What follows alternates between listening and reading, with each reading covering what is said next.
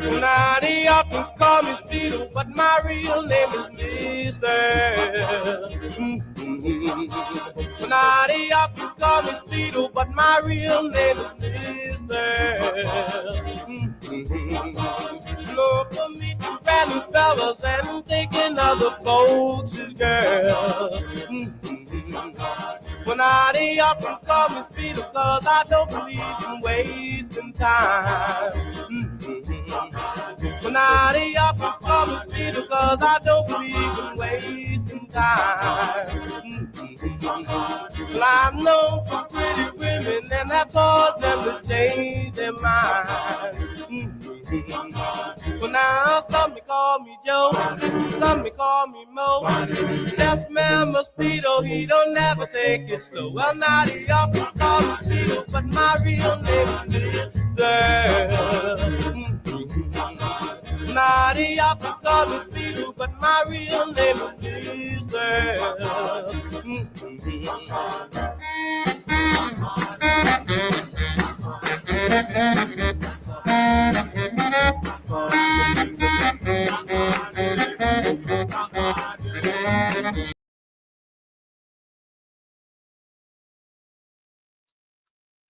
Hey, what's going on? There we go. What's going on, everybody? Welcome back to another episode of 52 Topics with Frank Fiordolino, Monday Night Live. I hope I'm up to date. Gotta love the Cadillacs. That's right, Dominic Calandra. You know what? Gotta love the Cadillacs. What's going on, people? I hope everybody is up to. I hope I'm up to date in the chat. Hopefully, StreamYard's not messing around today. Francis, what's going on, buddy? Not much. That was a great song from the Goodfellas soundtrack, but came out way before the movie, obviously. I remember watching a 2020 segment where the janitor of this Harlem school in New York, the actual guy who sang this song. Yeah. And every year the kids, the graduating class, used to do a rendition of the song for him before they left, because he was a real love person. His name was Speedo. He went by Speedo. Not his real name, obviously. Right.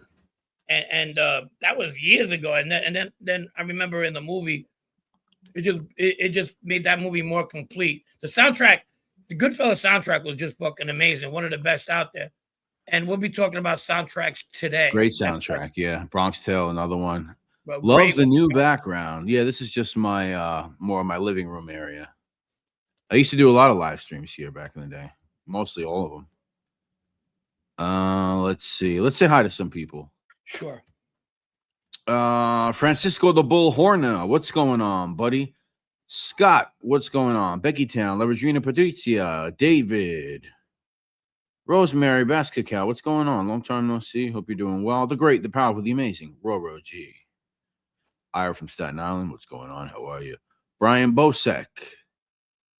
Ira from Staten Island. You know, I was on the WFAN Reddit today, and it's a lot of drama going on over there on the fan. What's going on over there, Ira?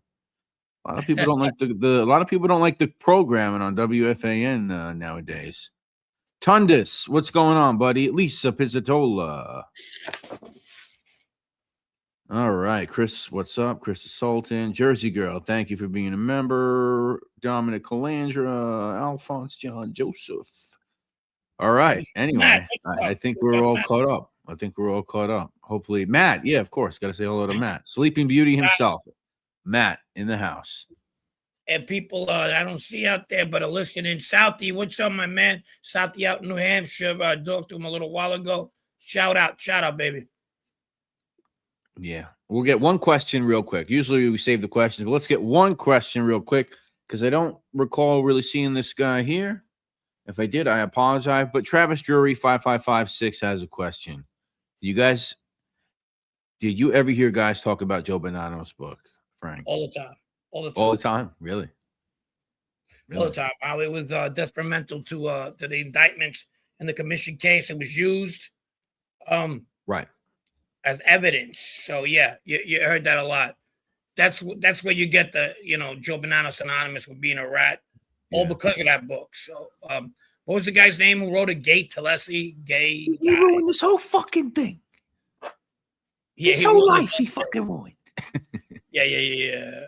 Joe Christmas, what's going on, buddy? How you doing? Proletarian scumbag, got your email. Mañana, promise. Mañana morning. Tomorrow morning. What's going on, Proletarian? Yeah, the Nat Evler piece was pretty good. Pretty good.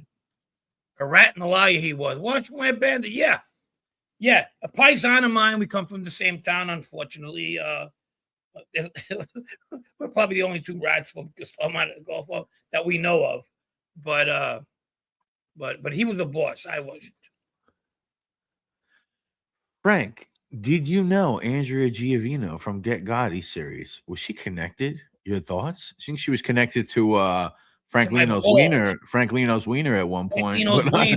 But no, I don't want to downplay her. I don't know much about her, but I think she did date Frank Lino, right? I don't really care, but I'm not gonna pull the Francis. I know he was like, "Who is this lady? I never heard of her." She's a fake. We get a lot of fakes around here, Washington Bandit lately. I got one at 6 o'clock in the morning. I got one of those. Here he is again. He wakes up at 6. Godzilla, aka Giacomo Amato, Godzilla. Oh, Jesus Christ! Yeah. Well, you got nothing to say today. I said, bro, you win. All right. Yeah, you win. Yeah, enough of that fucking guy. Oh, so you recognize me? I said, no, I didn't say that. I said, I just don't fuck. I'm not in the mood. I recognize you. Yeah, I recognize that you look like a fucking Saint Bernard. I said, no. I said, don't get me started. Don't ruin it because you get me started. Yeah. Anyway, I saw some of his interview. He has a pretty thick accent. You talking about Giacomo? Is that what you're talking about? Or Steve, what's going on, man? How are you? Joe Root, what's up? It's a real zipper. We got a few topics tonight. We're going to cover a few things. I'm going to get some stuff over here.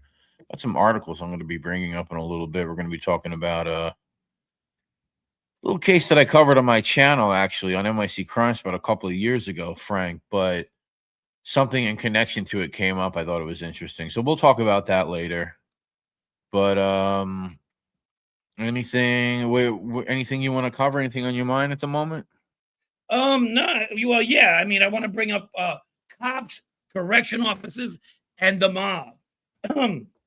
Apparently, there's been a few guys in the past. Mind me, guys. Guys in the past that decided they wanted to be something other than a gangster or been around that life. So they got a badge. Some of them went to the academy. I believe Joey Testa was he somebody who considered the police academy at one time in his life? Not that I know of. He had a brother that was a cop. That's real. I mean, I'm not breaking news. Everyone kind of, that's not hard to find out. So don't people start maybe bad example. Sal Vitale. Yeah. He was transporting prisoners from one end to the other, from one jail to the other. He wasn't actually in the jail, but he worked for the corrections department, making him a correctional officer. Yeah. There was other ones. That Monkey Man, Philocoma, we talked about him yesterday. He was a correction officer. And the funny thing with him was, and then I'll tell you, I'll break down the American mob and the Sicilian mob when it comes to stuff like that. They knew he was a correction officer at one time, but he was never made. He was an associate, but he gets to be part of one of the biggest mob hits in Bonanno history. Okay, in Bonanno, he's involved in the murder of a captain, a pretty known one, be it Hollywood, be it whatever, be it Donnie Brasco. Right. And he's actually the trigger man. And that's the murder of Sonny Black, Neapolitano. And that's he was. And he actually bothered people after, like, his captains or whatever, because he was also a money man, and his dad was a made guy, about being made, like kind of like Maury in Goodfellas when he was asking about his money. Yeah, exactly. The monkey man was going around asking about his button.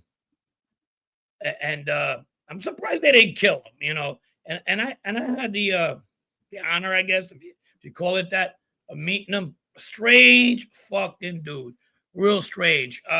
He admitted himself he was chemically imbalanced. And, I mean, it showed. But Now back to the American side of that, and now the Sicilian side of that. Right. Growing up, I wasn't even allowed to bring somebody in my house. Now, my family was a little bit different from the average American family. I wasn't allowed to bring anybody in my house. That family member was a cop. I mean, they weren't blatant about it. Oh, you don't come in here. But it was like, hey, my mom would be like, well, Joey's brother's a cop, or Joey's dad's a cop, and your brothers or maybe don't bring them around, or because of your uncle or whatever might be at the house, one of our relatives. I mean, what the fuck is the kid gonna do? And thinking back now, how ridiculous that was, because some of the best people in my life that either being fucking chaperoning me from sports games or from CYO game one to the other, where my family never came to one of my games, which that's okay. Yeah. A lot of shit was going through their fucking minds. And my mom, my dad, they wouldn't have been interested in it. And my dad, if it wasn't soccer, he wasn't coming. These people did a lot for me looking back. And I'm still, friends with some of them.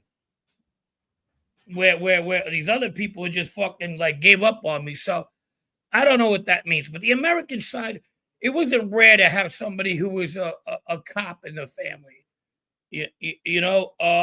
Years later, one of my cousins, he wasn't around anymore. And he was the one in the wheelchair, Tony Giordano. A relative of his became one of these airport cops. And it was the end of the world in the family. He wasn't around anymore. So it was like, how could she, or let her kid become a fucking airport cop? You know what I mean? Then there was another relative of mine. Her son became a New Jersey trooper. She was like, don't say anything in front of her when she's in the house because her son's a trooper. It was like that. So to all you people out there, because I heard something, I don't even want to bring this fucking disgusting person because he's just a fucking idiot. I don't want to bring his name, but it was part of an argument yesterday. And I think he was like a correction officer for 30 days. And he said something like, well, I was only a correction officer for 30 days. You were a correction officer. So I'll just leave it at that. What do you think? There you go. Look at that beautiful face, huh?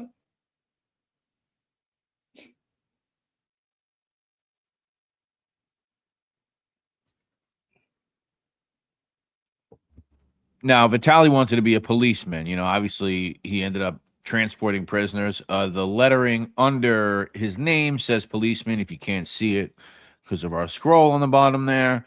That's the yearbook we dug up from over in the files at 52 Topics with Frank Fierley. What do I think about it? Obviously, it is different. I mean, you mentioned the Testa thing before. I guess you could look at a guy like Louis Ippolito, whose whole family was in the Mafia. Yeah. I mean, really, really heavy, Gambino guys. So, and he was allowed to, I guess go off and do his thing, right? Obviously became corrupt, but that is one example. But I'm sure that there was plenty of Americans that wouldn't want their children to get involved in that, or would shun it for sure. I don't know if it's a general rule, but you would probably see it certainly more here than where you're the other side. I mean, or people who came from the other side, Yeah, you watch boats at the marina in my town. That was considered a rat job. You know what I mean? Back in the day, in the 60s and 70s, you were a fireman, a fucking fireman. I mean, who's more braver and who's more fucking risks their life every day to fucking you want to talk about heroes? The fire department. They don't get enough credit. Now they do after September 11th. But I mean, these are fucking people. They deserve all the money in the world to risk their lives to save other people. They're not the guy who's knocking balls over the fence or sacking a quarterback. These are fucking real people. And back then, I remember Jack DeRoche. He said my brother-in-law was a fucking fireman, and they used to give him shit just because he had a badge. Yeah. He was with the firemen, Jackie. Yeah, and a lot of firemen in this country are volunteer firemen also. What about Frank Porco? Yeah, another one, Staten Island fire guy, fireman guy. That's what it's like. But they don't get enough fucking respect. At what? Yeah, absolutely. Yep. Yeah. I mean, it's a weird thing. I don't know. I think at one point in time, as far as I know, and I've never really looked this up, but I don't think you were like supposed to even be allowed on the force if they knew that you came from prominent mafia family. I could be wrong on that, but I'm pretty sure you were supposed to disclose that, or at one point in time they wouldn't even let you. I could be wrong on that, but I think that would be a plus, because the feds would probably want to grab somebody like that. You know what I mean? Yeah. Shit. There was a guy in the Bonanno squad who spoke Italian. He was he didn't have his family wasn't obviously. I don't know. I didn't go that deep into him. Good guy. His name was Mike. Spoke Neapolitan. And good guy. He was a New York City cop, and then there's a new rule: if you did 8 years, and then you could apply for the feds. He was the guy they needed for the fucking thing like that. He was from one of the boroughs. I'm not going to say which one. So he fit in. You know what I'm saying? Yeah. Why wouldn't you want somebody with that pedigree? Like just the Sicilian language at one time. The Sicilian language was you needed people. They hired people to listen to wire fucking to telephone calls. You know what I mean? Until I think one of the guy Russo, you see him in a lot of Agent Russo. You see him on a lot of these National Geographic, Pizza Connection documentaries, and he was one of the first to understand the Sicilian dialect and translate it to his fellow workmen. Yeah. They don't let you on the force now, but they did in the 80s because they needed people. That's how they got it. Yeah, I don't know about the 80s. I believe it got on the force in 69, I'm pretty sure. I think Caracappa might have got on the same year, if I'm not mistaken. A lot of guys got on in the late 60s who became very, not good people, let's say. No. But I don't know how it was in the 80s, but I know Abolito definitely got on in 69, I'm pretty sure. Fucking rogue cops are more like they get it worse than we do as fucking guys who just leave that life, rats, whatever. But you get a guy like Michael Dowd, which I've met a couple of times, which we got to bring on one day. He's a very controversial and unique figure, to say the least. Anybody ever seen the 7-5? What do you think of that documentary? I thought it was good when it came out. Yeah, I mean, I didn't know much about it, obviously, when I had first came across the documentary. Yeah, I thought it was good. Obviously, none of those guys, him, obviously he doesn't, the only way I could describe him is like scummy, I guess. I mean, I don't know if I still can't I'll be honest. That's just kind of how I look at him, but I'm not going to say he's a fry, say he's an acquaintance, because every time I do see him, it's usually because I'm seeing somebody else there. You know what I mean? And he's usually there. But yeah, he's an interesting guy. I'll just leave it at that.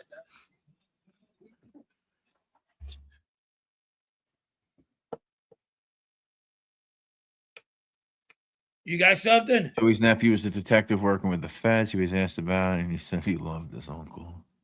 Who's that? There you go. He says Joey. Huh? You got some articles. Yeah, we'll cover that too. Frank Panessa, DEA claimed that Caesar became a new Galante, mixing the drugs and fucking people over. Frank is Fabio Tapita. I'll get that one. I just see one. Listen to this. Frank is Fabio Tapita and Pauline, all friends. Pauline. I don't fuck what I know. I don't talk to any of them, especially Pauline. Give him my number. I think he met Paul. Alphonse. I'm pretty sure Paul does not. That's a picture of Paul and Vito right there. It is in prison. Yeah. Maureen Mo, how are you? Good to see you. Hey, Mo, how are you? How are you? Yeah. So, Frank, I recently came across this article, and it reminded me of when I covered a story a couple years back on my channel. So, I want to show you guys this article. New York City people, certainly Queens people, certainly yourself, would know of this place. And we're going to cover this place a little bit. And let's see. Let me share the screen here. So here we go. All right. So here is the article that is out of the New York Post. It's going to be a little bit ad heavy here. Notorious New York City mob hangout Aldo's trades in its shady past with Italian halal reboot, meaning that the guy that took it over is obviously Muslim, halal. Sheikh Hassan Ali reopens former mob eatery Aldo's Pizzeria as a halal Italian joint. One of the Big Apple's most notorious mafia hotspots is shedding its wise guy reputation to become a halal Italian restaurant, thanks to a former pizza slinger who bought the business from its cash-strapped owners in December. We'll talk about those owners in a couple of minutes. Sheikh Hassan Ali, 29, young guy taking over the game, huh?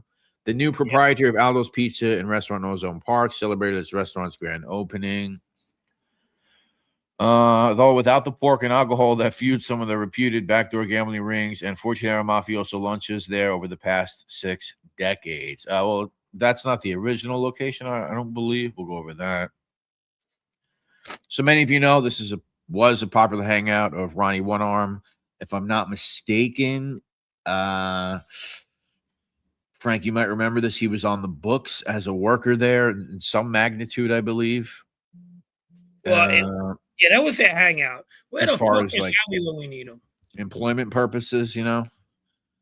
Obviously, yeah, there he goes, right there. Actually, thank you. Ronnie One Arm, because of his arms, was partly paralyzed as regular, and told prosecutors he even took a $72,000 salary from Aldo's. There you go. There it is, right there. So this is an infamous place. Yes, I've covered a story on my channel about it. So here you go. Here are the new owners. I covered a story in regards to this place, and we'll go a little over the history. I still have some slides from back then. Here you go. Aldo's on Cross Bay Boulevard, 13701 Cross Bay Boulevard. And here's one of the subjects we're going to talk about, Frank, Eric Ulrich. So that's not the original location, for those wondering. The original was at 7617 101st Ave and City Line, and then it reopened some years later on Cross Bay Boulevard. Frank, you remember Aldo's? Yeah, of course. I remember passing by it. I don't remember it that well. It was a staple in that community, Ozone Park, Howard Beach. It catered to many of card games, just like Roses did for us back in Ridgewood, you know. There you go. Yeah. So basically, this guy says he wants to wash away that stigma. I guess so. Well, I guess the news was kind of like, playing in the whole, they're trading in the old nasty history for something new or whatever. I assume that the guy knows how to make pizza. Say he's a pizza slinger. Maybe he is a former Aldo's employee. Seems like he's keeping the name, which is usually a good move in that scenario. Sure. Now, a couple of years back, I think we got to go back to 2023 or 2024, possibly, Frank. This individual right here, Mr. Eric Ulrich. So Eric Ulrich, born in 1985, grew up in Ozone Park. Regular, Catholic school guy. So in 2009, Frank, he gets elected to city council, representing District 32, which is those neighborhoods there: Howard Beach, Breezy Point, Ozone Park, the whole area over there, right? Familiar with him, yes. Right. And ultimately, what happens with Eric Ulrich is in 2022, he gets selected city council numerous times. In 2022, he's named as senior advisor to Eric Adams. And if anybody knows Eric Adams' administration, it was like one clown after another. Who's fucking doing something stupid now? Who are all these morons he filled his fucking, administration with? On May 3rd of 2022, Ulrich was appointed as commissioner of the New York City Department of Buildings, right? So let's see, let's get rid of this.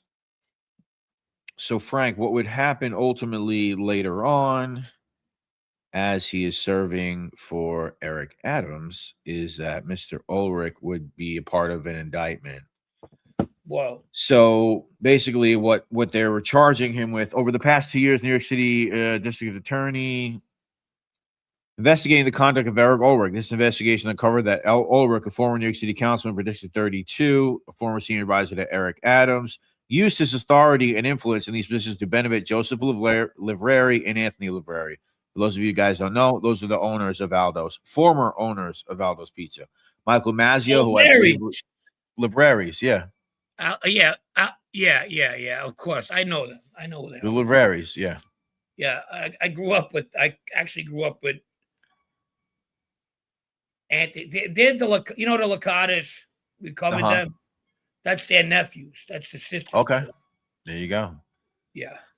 So this Mazzio guy, I believe, owned a tow truck company, and some of these stuff that he was getting, season tickets, all types of things. This is has to do with passing building inspections, all this bullshit. So since at least 2017, Ulrich, while in public office, solicited and received tens of thousands of dollars from multiple sources, including the Livreris, Mazzio, Grego.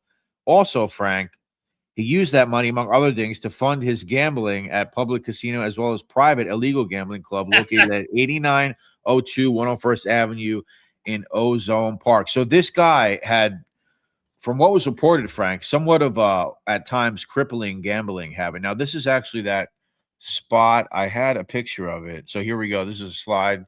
8902 101st Avenue, Ozone Park. I heard that this was a former guys club. I have no idea if that was true. I don't know if you know whose club this might have been. I don't. I heard Perone attached to it. That's the name that I've heard some years back. Maybe not. Zero. Yeah. I got you. I'm sure Howie would most certainly know. I cannot say for sure. So this is a place that this guy would hang out also. Now, also what this guy did, Frank, aside from all that, was that he had a past of writing letters in support of these guys who were getting indicted. I mean, this is his history, writing support letters. So one of them was this guy that was on this indictment with Ronnie G. I think this is the one where Gene, he flips on. This was 2017. So right, this guy Robert Pisani, who's here, who's involved in the gambling and all this other stuff with these guys and extortion and all this other bullshit. I don't know if that name's familiar to you. Robert Pisani, also known as Rob. So he writes a letter in support of this guy. He's a good guy, if we could help him out a little bit. Sure. So this is one guy who apparently he was friends with. You have Ronnie G, you have Michael Padavona, Michael Palmesio. A lot of you guys are familiar with this indictment. Yeah. This is all of it here. It talks a lot about. So he writes a letter in support of this guy, but before that, actually, Frank, he also at one time wrote a letter in support of another guy who's on this Trucchio indictment, William Pazienza Sr., aka Old Man, the grandfather. Now, this has to do with everything with the strip clubs and all this shit going on, and they even had haven't read through this in a while.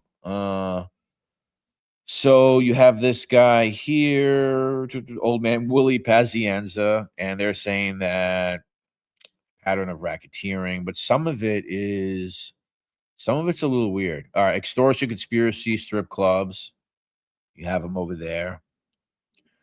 Extortion, conspiracy once again, but some of it is they were trying to hit him with trafficking and stuff. So it's kind of a nasty indictment, right?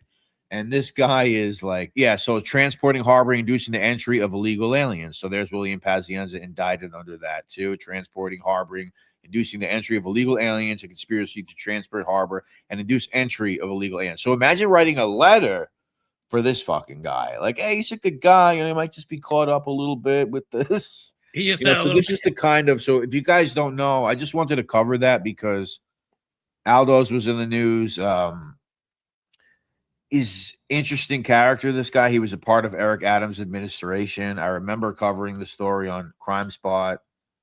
Yeah. But there was another thing, and this is where where I want you to come in a little bit, because I want to bring up another article because they're going to mention some names. But let's go to the comments.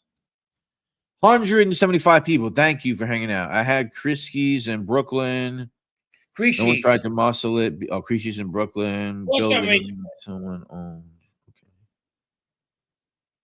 Yeah, Let's see.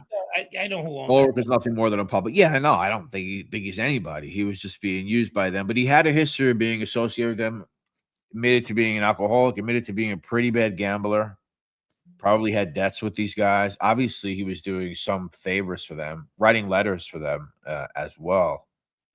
So this one, I believe some names get mentioned that you actually know personally, Frank. So I want to read through this. I can't either confirm or deny. Well, you've mentioned them on the channel, so here we go. All right, so this is one back when this happened. Buildings had Ulrich linked to a former member of alleged mob-run gambling den. Okay. Embattled buildings, department boss, Eric Ulrich, et cetera, et cetera. I told you guys this would be ad heavy. Actually, I can't read it anymore, Frank, because they banned me. I'll get it on my phone, though. I'll get it on my phone. All right, there you go. Well, they were talking about this place, La Nacional, and they were saying it was another gambling den, and they mentioned two Canigliaros in reference to it as well. One of them who was somewhat of a politician, and the other one who seemingly was not somewhat of a politician. Yeah, I'm familiar with both. I grew up with both Mike and Steve. Good guys. Not as involved as people might want to think, and especially Michael. Michael, I think, took a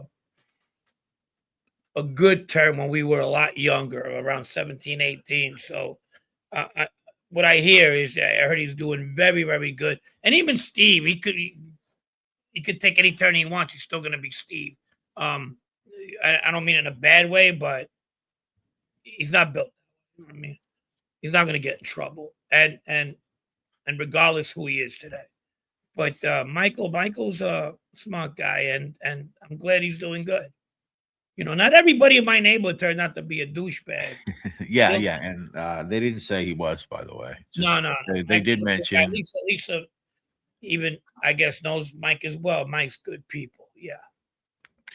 I prefer his brother Skeet. Yeah, I like Skeet Ulrich better than Eric Ulrich, too. Skeet? Skeet, whatever. Definitely.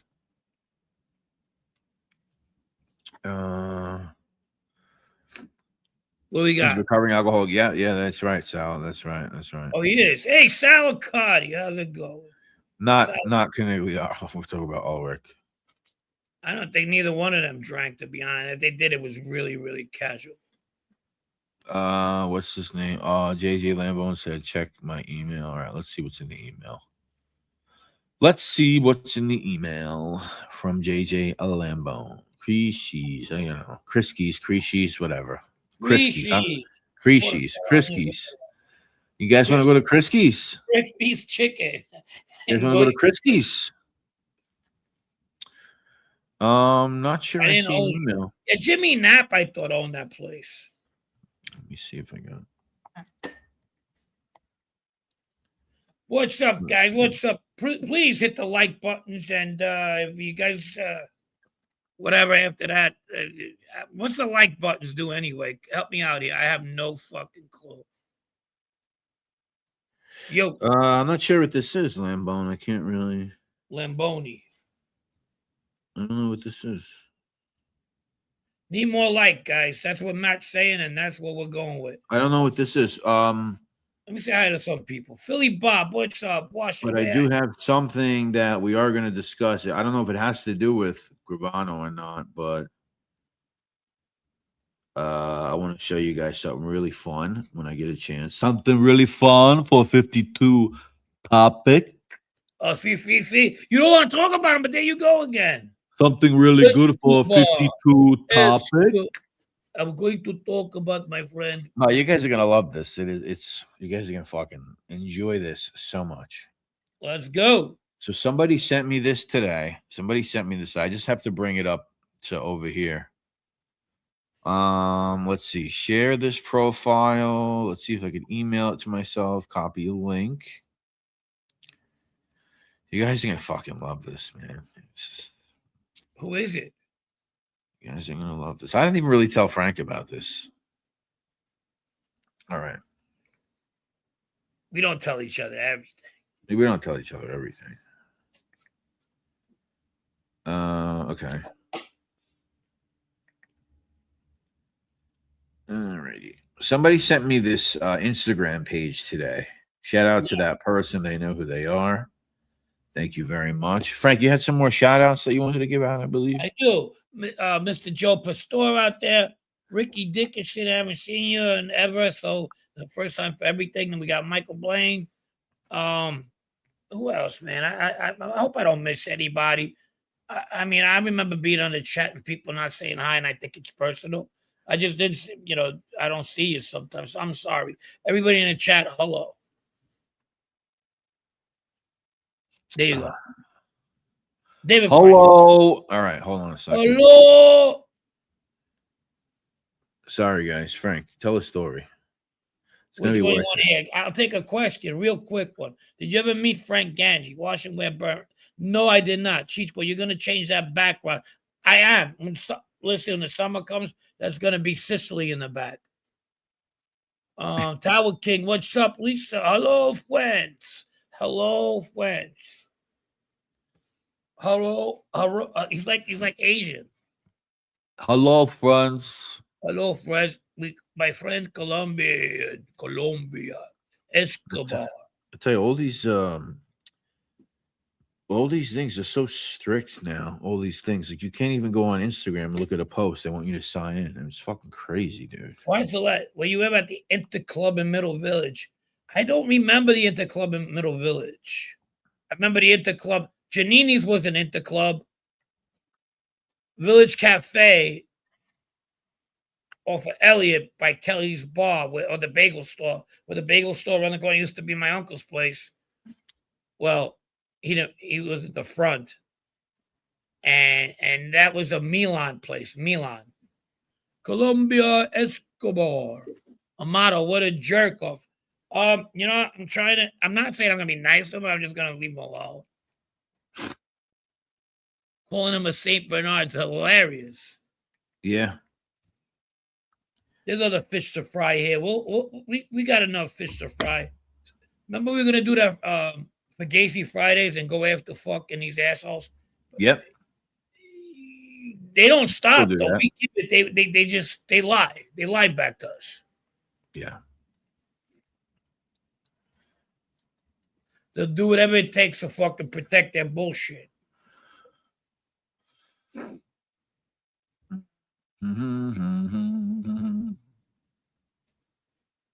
Sammy's very close to Tommy Karate for sure. Another nut job like Queso, Francis Horner. Yes, Francisco Horner. No Raw tonight. Frankie didn't say hello to me, you motherfucker. Sorry, Steve. What's up, brother? What's up? Someone was saying that Caruso guy was legit. His real name was something different. I mean, to a certain extent. We'll leave it at that. But not to what now he's a hitman. Exactly. He wants to put a straight face while he's sitting next to olive oil. Every time I hear Amato speak, I think of Luca Brasi talking to Vito in The Godfather. Yeah, I see that. Yeah. I see that. I do see that. Oh, Dan Tucker's good question. Chad, anyone know how Chad's doing? Last I heard, he was doing better, but I haven't talked to him in a couple of days.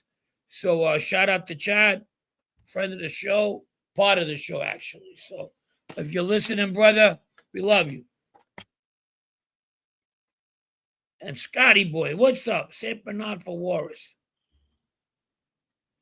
Yeah, I was going to talk about that, Roro. The great Robert Duvall passed today, 95 years old. What an actor. one of the most versatile actors. I think he was in a Guinness Book of Record at one time For what? playing the most versatile parts. 732. Robert Duvall. I think the first movies that I really became aware of him, probably as a kid, was probably, I would say probably Falling Down and Colors were like the first movies where I Sean Penn. Wow, Sean Penn was young. I remember that. What's up, Scott H? Scott H, my man. The Great Santini. Yes. Took the words right out of my mouth. The Great Santino says he wants it to be singular, not plural. The Great Santini was a good movie. I seen it for the first time on Bonanno Home Theater. Anybody familiar with that before your time? What was it called? Bonanno Home Theater, aka WHT. That was like the HBO of Ridgewood, Queens. At Long Island. We used to get the Islander games. Let me see the questions here. Let's see. Yeah, I might have WHC. Yes, sir. Uncle Floyd, the Nets. What they used to have too. The Nets and the Islanders. The shitty Mets played on WOR. All right. Almost in. I'm almost in. Yeah, I don't think The Great Santini was a good enough movie to go see in the movies. You could have wait. You could have wait for you could wait for that to come on fucking WHT. But they used to give you a booklet. These cable things like WHT, they used to give you like a booklet with the movies who used to come on and fucking let's say 4 times they'll show the Warriors, and that was an event. You invite your friends over or something, or that was fucking great. Anybody remember that? Rocky was a popular one, especially with the Guidos. You get to see a couple of your friends' fathers running around the neighborhood with a fucking gray sweatsuit and drinking about 20 egg yolks. Just see. Great time to grow up. 70s in New York City. Early 80s, good time. All right, I'm almost in, guys. I promise it's going to be worth it. I didn't realize how difficult it was to exist in the fucking world with this bullshit. Robert Duvall was related to Robert E. Lee. What was he related to Robert E. Lee Mazzilli? That is the question. Did you see Robert E. Lee Mazzilli? That is the question. He's back. Shout out to Joey. Joey Robert E. Lee Mazzilli, the wrestler. Anybody see Joey the wrestler? Yep. You seen him? I did.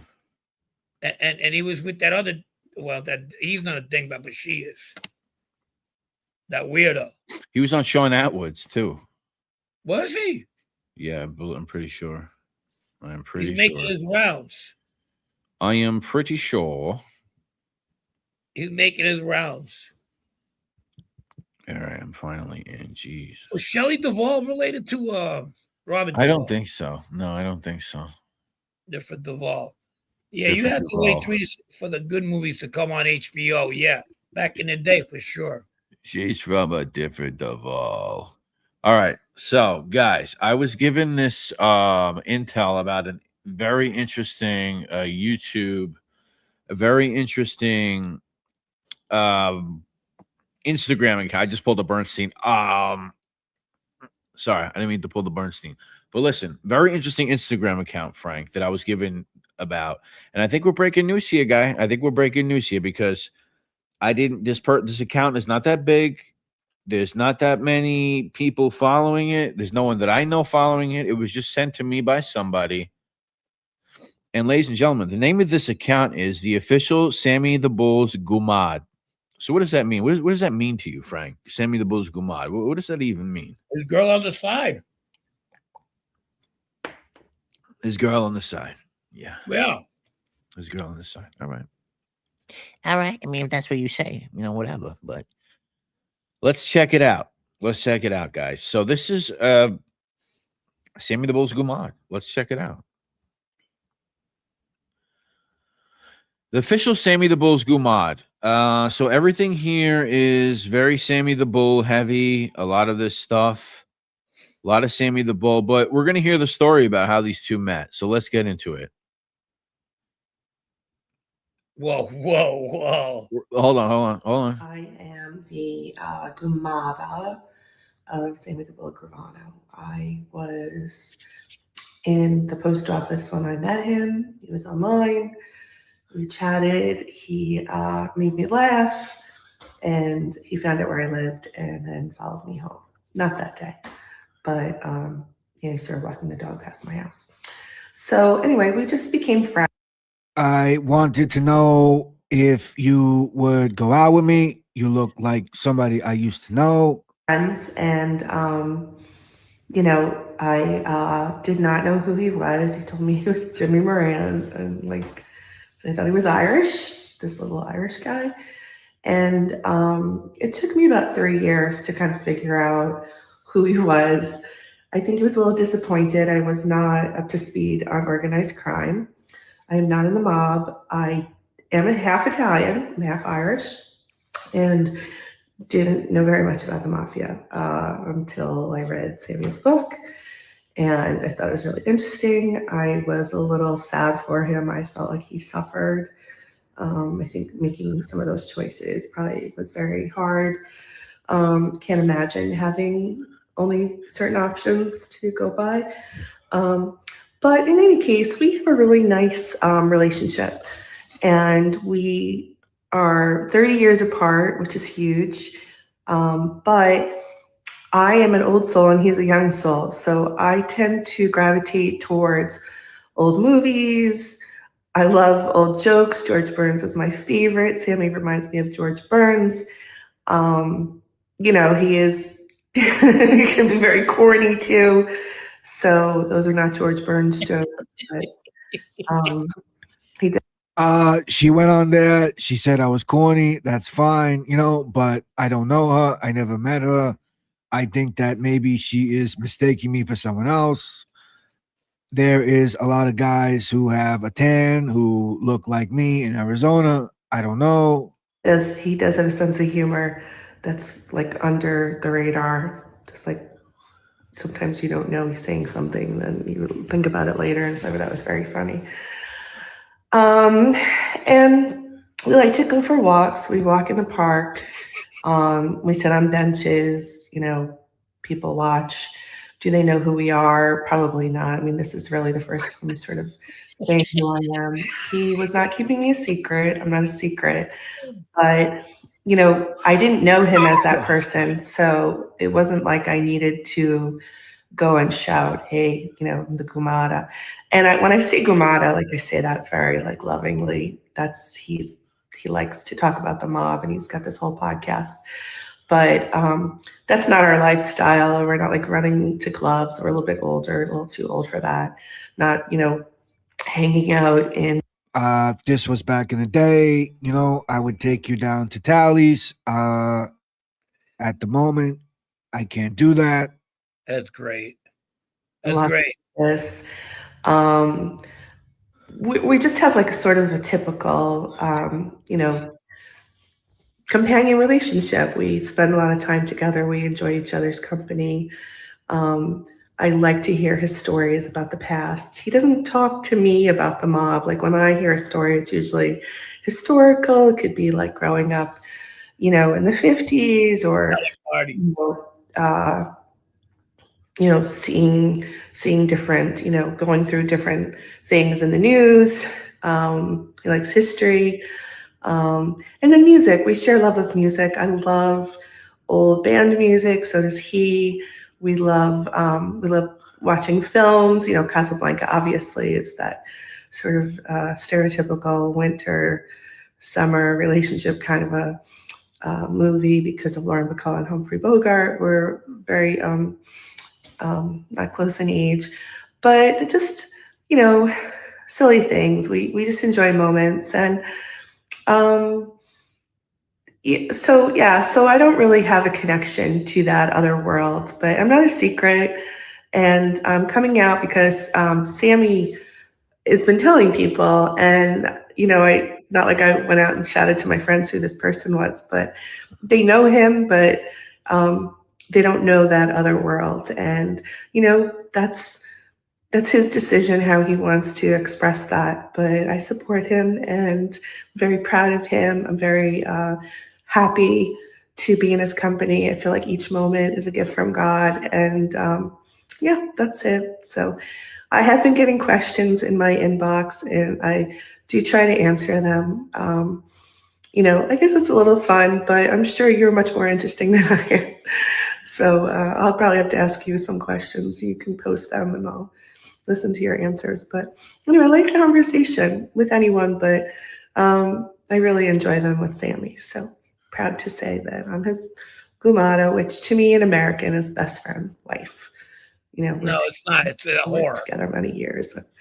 How lucky I don't know can what this one little guy side be? Me, I kissed him and me. Ain't that a kick in the head, Bo? Whatever. No, I'm not that. Ain't that a kick in the head, Bo? No, I never met her. So She looks like a Klingon. my name is Jennifer O'Reilly, and I am the Goomada of Sammy the Bull Gravano. I was. Yeah, nice. I'm not saying that I wouldn't want to meet her, that I don't find her attractive, but I can't say.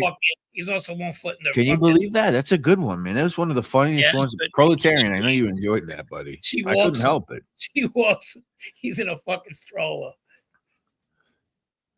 She changes his diaper. I think StreamYard's messing with my comments again. Hold on a second. Jesus Christ. Oh my goodness. What do you think of that, Francisco? Did you guys enjoy that? Francisco Horner, what do you think of that? You're a big fan of that, Sammy.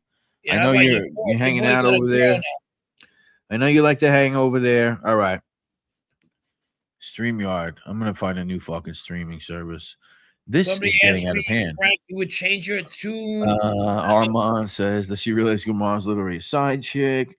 Great. Fine. Shout out to the person that sent me that. I won't say who it was. Charles Nicholas. I don't understand how she's a Gumar if Sammy isn't married. Well, there you go. She is the side piece to the imaginary wife. I never met her. I don't know her. I'm not saying I wouldn't want to meet her if she's into that. She looks like trouble to me. That's what Clay says. She looks like she boils bunnies. Holy Christmas. That's a fucking weirdo right there. Yeah. So you guys go give that a follow. Sammy the Bull's Goomada. Let me see how she spells it. You guys want to find her on Instagram? She's a goomer. The official Sammy the Bull's Goomada. Goumad.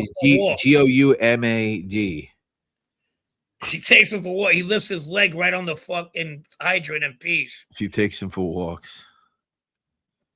Holy shit. Maybe they go to Starbucks together. What do you think? He just said, hey, Frank, you would change your tune, not for nothing, if you would have seen Sammy in real life. I was in jail with him for 2 years, and my tune is still the same. Don't worry about my tune. Fucking stupid ass motherfucking fanboys. I don't see that.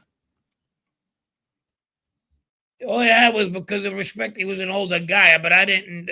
It was jail's a different animal. Survival of the fittest, believe me.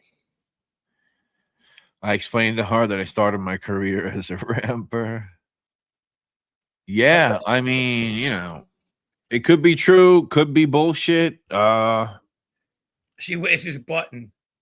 You're the one I've been looking for. I don't know. Maybe that's where it started. He holds his umbrella. Yeah. She holds his drool. There you go, Philly Bob. I hit you with it. Send me the Instagram. I just told you, Francisco. The official Sammy the Bull's Goomada. He's having someone at the post office. I thought wanted poster on the wall. I think she legit. Francesco introduced him. I did. Oh, Francisco. There's a Francisco and there's a Francesco. So me and Jerry Papa, we were gonna hit these guys. He was sick. He was sick. I heard his son was sick also. Yeah. He's currently doing life. Killed bad. one of John's guys. Did she put him in the booster seats when they went to dinner?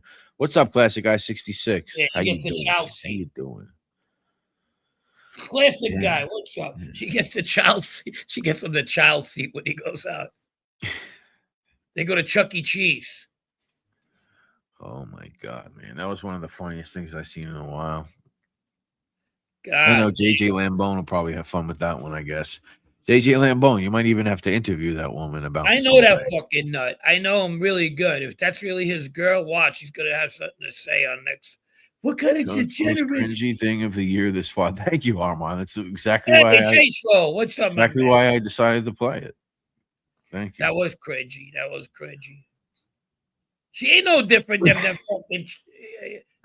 She ain't no different from them other fucking mob wives that wait for their people. They take ecstasy together. The Bull 91 said, hey, do you want to say these guys over there, the Bull? You need both, Alphonse, to your question. Fresh Pond and Gates, Vinny Ferrantelli, yeah. Shout out to Fresh Pond and Gates, the Ridgewood Julius Ridgewood boys. They take ecstasy together. Oh my God. They take ecstasy. She introduces him to her family as a friend of ours. They lick windshields together. Mom, I told you I'm his Goomada. How many times I gotta tell you? You don't know what that means in Italy, Mom. She probably still lives with her mom and probably been through 3 fucking asylums. She's the crumb bum of the month. She's got to be the crumb bum of the month. But with all respect, the crumb bum with respect, we can't hate the woman because she has bad taste. No, I don't hate it. I mean, you listen. Love is love. I mean, what are you gonna do? Baby, love is don't love. hurt me no more. Love is love. I told her it's all right to be gay. I mean, as far as I know, it's all right too. If you want to be gay, be gay. It's not really any concern of mine. I support everybody. He wants to make Any news on Gotti? Any news on Gotti? Oh yeah, he's resting. Any news on Gotti? I don't know. Which one, Robbie? Which one? Which one? There's a lot of them.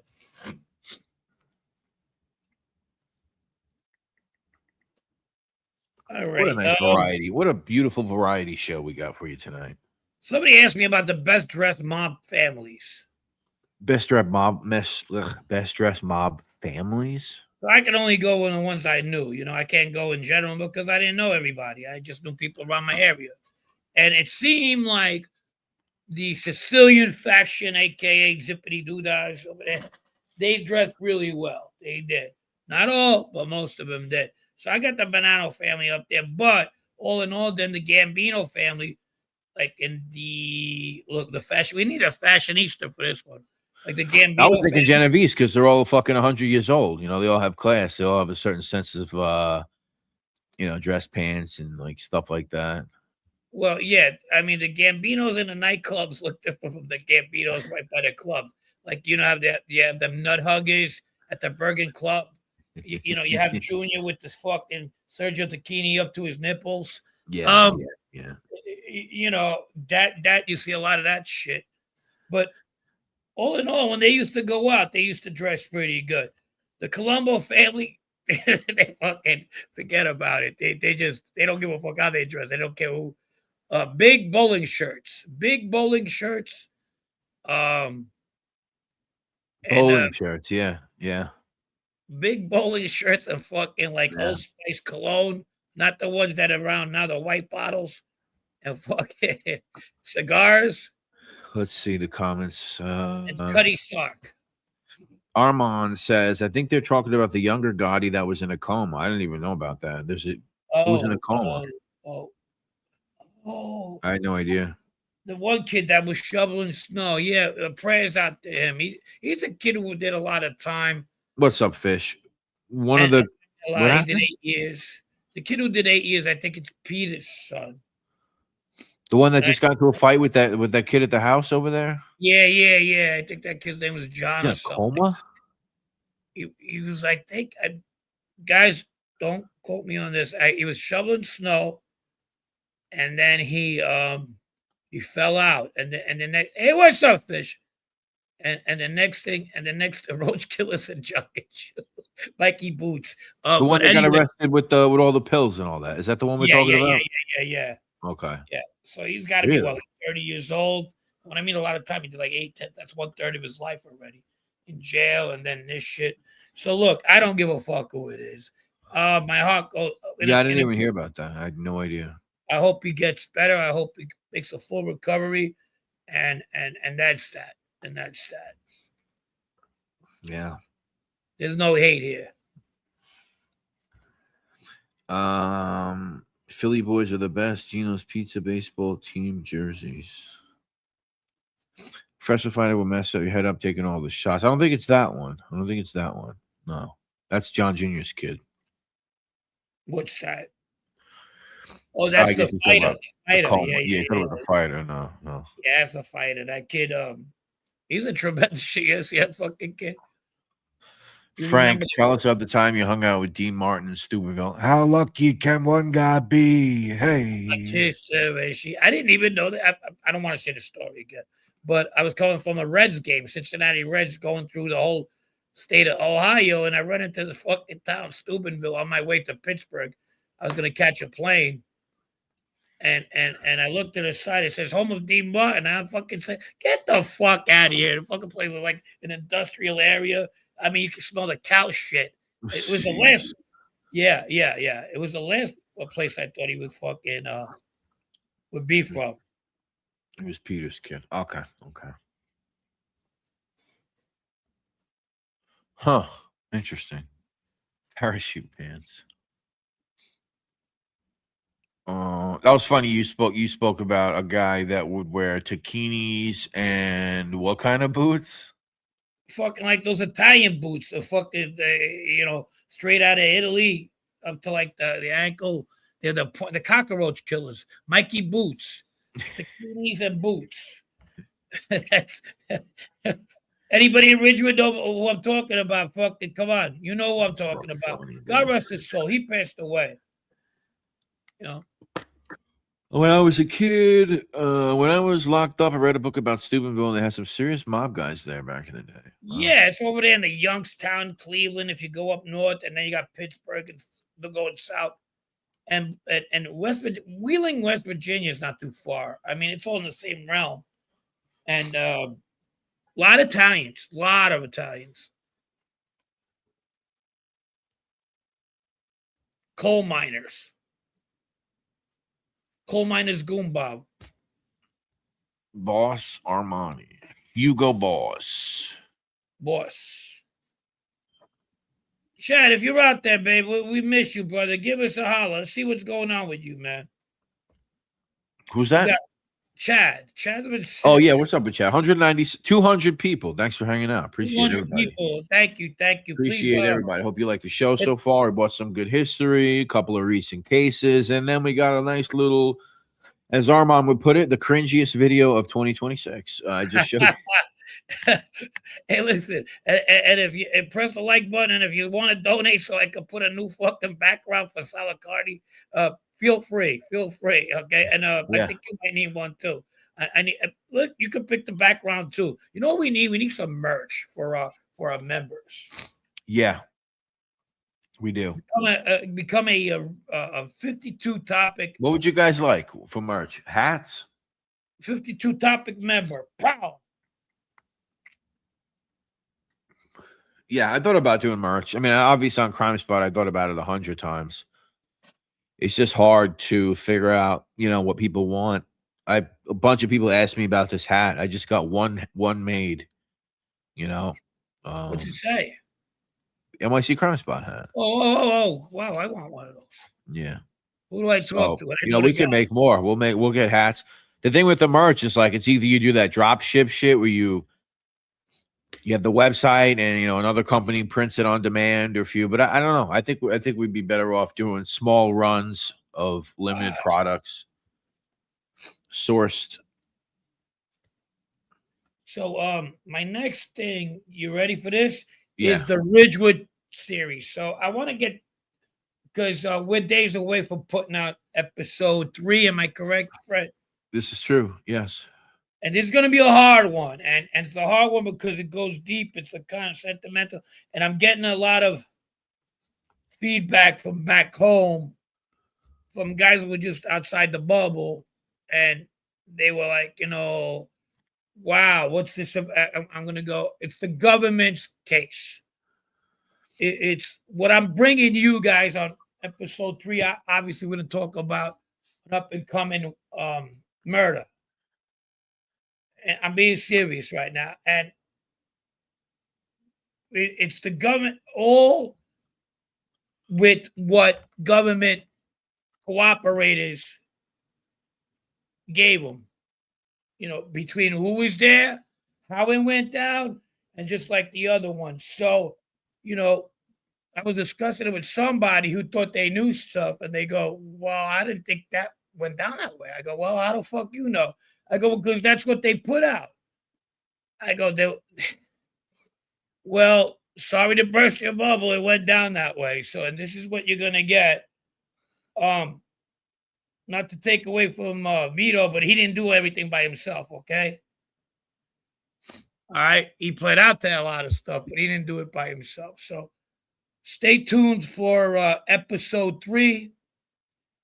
And we're gonna go. And I don't mean a bet. He could have probably did everything by himself, but I'm just telling you,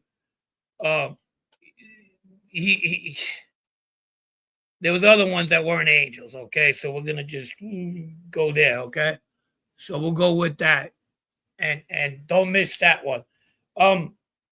We've been a little slow on the unfortunately on the Ridgewood series. I don't know what it is. People are just losing interest. I don't know, but we're still going to put them out. What do you think?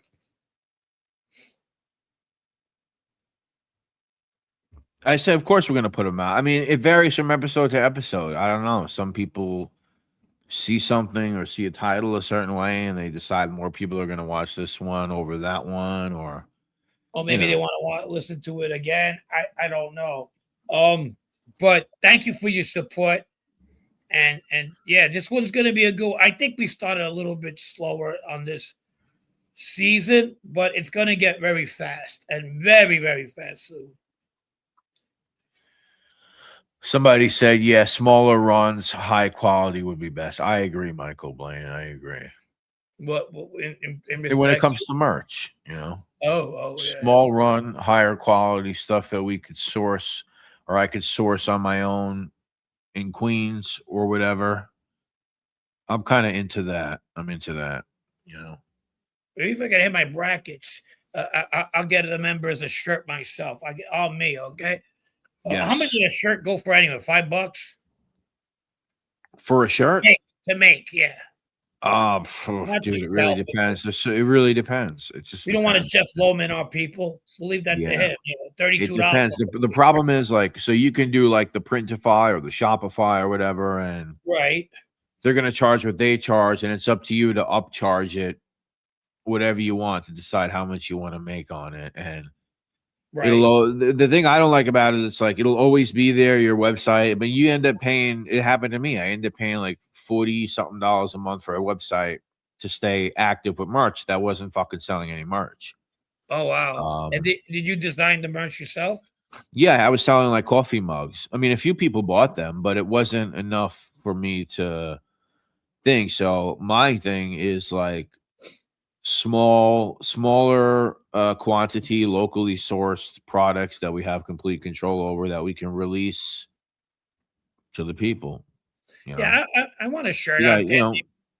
There's 25 Crime Spot or 52 Topic hats available for sale. Once they're gone, maybe we'll do another run, whatever, something like that. Yeah. That we could fucking put that together. The chats are still behind. Ask William DeMayo about what? Instead of Calvin Klein or Sean John, just have a brand that says Ray DeMayo Inc. Yeah. Hellman's ask William DeMayo. What should I ask him? Frank, I really like what you're doing with your show, Frank. Maybe we could have the after I'm done with Gravesend, maybe me and we can get together. We can do something. What do you think? Sure. We could do Ridgewood. Season 1, season 2. Yeah. But let me ask you something. You didn't cooperate, did you? Oh, is he one of those guys? You didn't cooperate, did you? Is he one of those guys? Yeah, from what I hear, he is. Yeah. Oh my God. Yeah, because my buddy, actually, I don't want to put it out there, but someone I know that's been on the show was speaking to him about someone else's story and maybe getting on board with doing something. And he was like, yeah, but he cooperated, right? You fucking lick a dick. I mean, I don't care. You can hate the people who fucking cooperate. I said it before. I hated people who cooperated and ratted. Right. That's just the way it is. Nobody likes somebody who told, right? But motherfucker, if you never did anything in your life, hold the phone, all right? Hold the phone, because you can find yourself in that situation. And there's a lot of them out there.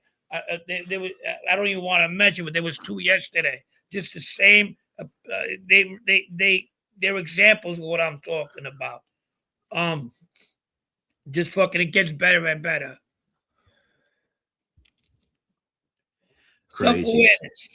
Fish got a big order yesterday. Hoodies and shirts. He makes 11 on t-shirts and 22 on hoodies. On a hoodie. All right. It's interesting. I mean, I still have the website. I mean, we could always still do it. My website is, I pay to keep it active. I'm just not paying the full price to, Yeah. That kid thinks he's the half of wise. William DeMeo isn't even Italian. I heard he's Jewish. I think he's half and half.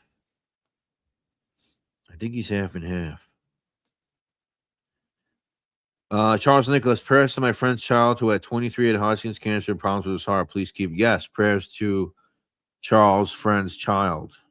There's nothing more sad than a For child sure. who has to go through that. Anybody, but especially a child. God willingly, he pulls through. Yeah. We'll think about March. I'll come up with some designs and we'll see what we can do. Roro says arancini for everybody, rice balls for everybody. Go to the for everyone. Go to Lampada, Uncle Phil's rice balls. Go over there and tell him I sent you, and maybe you'll get a discount. Yeah, I'm sure you're gonna get a discount. Yeah, you're gonna get kicked out the door like Rubino. Poor Rubino, he don't come here no more. People fucking blackball. Rubino chose the rice balls over us, I guess. The worst thing he did was tell me that fucking guy was making rice balls. Unbelievable. Uncle Phil's rice balls. Go over there, fucking. Rubino, where you at, Rubino? Philly Bob said, Frank, what's your favorite thing to cook? I like to saute a lot. It's quick. I like the combinations. One of the first things I started doing when I was in cooking school, I was doing a lot of scampi. I was doing a lot of sauteing. Okay, nice. And it's quick, quick. Yeah, I do a lot of cast iron stuff. I got a nice new stainless steel pan recently. Really nice. I do a lot of. Huh? I don't like to grill. I do a lot of searing, cast iron, stainless steel, but I do everything. Saute, whatever. Yeah. Sell rice ball marks, rice ball keychains. Oh, that sounds fun. Imagine a little squishy arancini you can hang from your little keychain. Yeah, that'd be nice. That's like that gumar. She squeezes his little rice balls. Hey, after the jackal, he says, say goodnight, Gracie. Sammy George Burns. Yeah, she's happy. And he's happy, apparently. So good for him. Yeah. Maybe you calm down. Maybe you leave those young girls alone now. Say goodnight. I think it's over for you. Goodbye.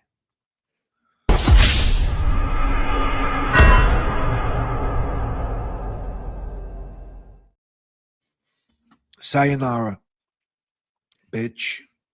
Yeah, Sammy's a gumatis. Yeah, that's his gumar. I'm a gumar. That means I'm his wife. There's an old pic of Nino Gazzi on Reddit. It's been around for years. I seen Loman put it in his post yesterday saying he's always the first to have these inside pics. Did he really? What picture are you talking about? you don't even want to start with this guy because you don't like to go these routes and No, I'm not still. I just want to know what, because if it's a picture I've never seen, maybe that's true. I don't fucking know. He said he put it on his post. Oh, I see it here. It says a sleeping Nino is a quiet Nino. Nino Gaggi left. I don't see that he wrote that he found the photo. Get 197 out there. But he did put an MTR over it, like a watermark. But it's definitely not his property or a photo he's found, because I've seen that photo for a long time. But who cares anyway? Yeah. What are you gonna do? I think that the guy sitting next to Nino may be a right man victim. Let's put it that way.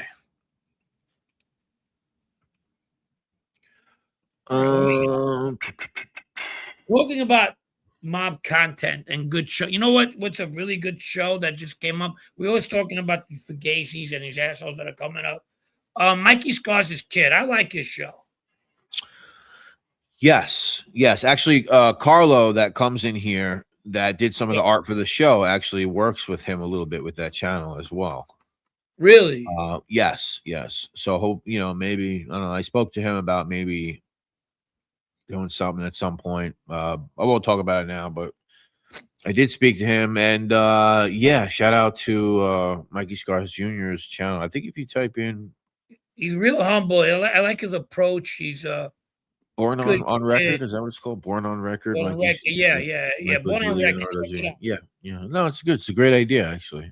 He's a fair kid, and his mama is a Fabiano, the Chico nephews and nieces, and then dad's obviously Mikey Scars Delanado. So the kid grew up around that life, and credit to him, he's not in that life, but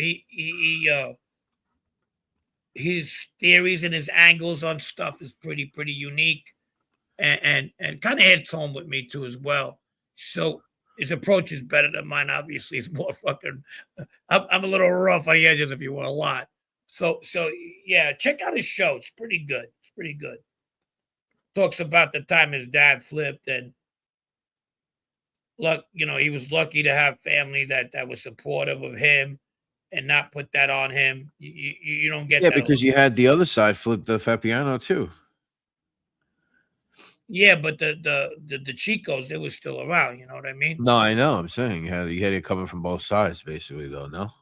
Yeah. The Uncle Frankie, I met him a couple of times in jail. He was in jail at the time. I don't know, something must have happened to his leg. He was wearing a cane. And the next thing I know, he's in a fucking rat unit with me. What the fuck are you doing here? It's like comments again. I didn't see that coming at all. Okay, let's see. Who's the guy that's on Hollywood Wade's podcast? This guy, Caruso, Zach Caruso. I forget his real name already.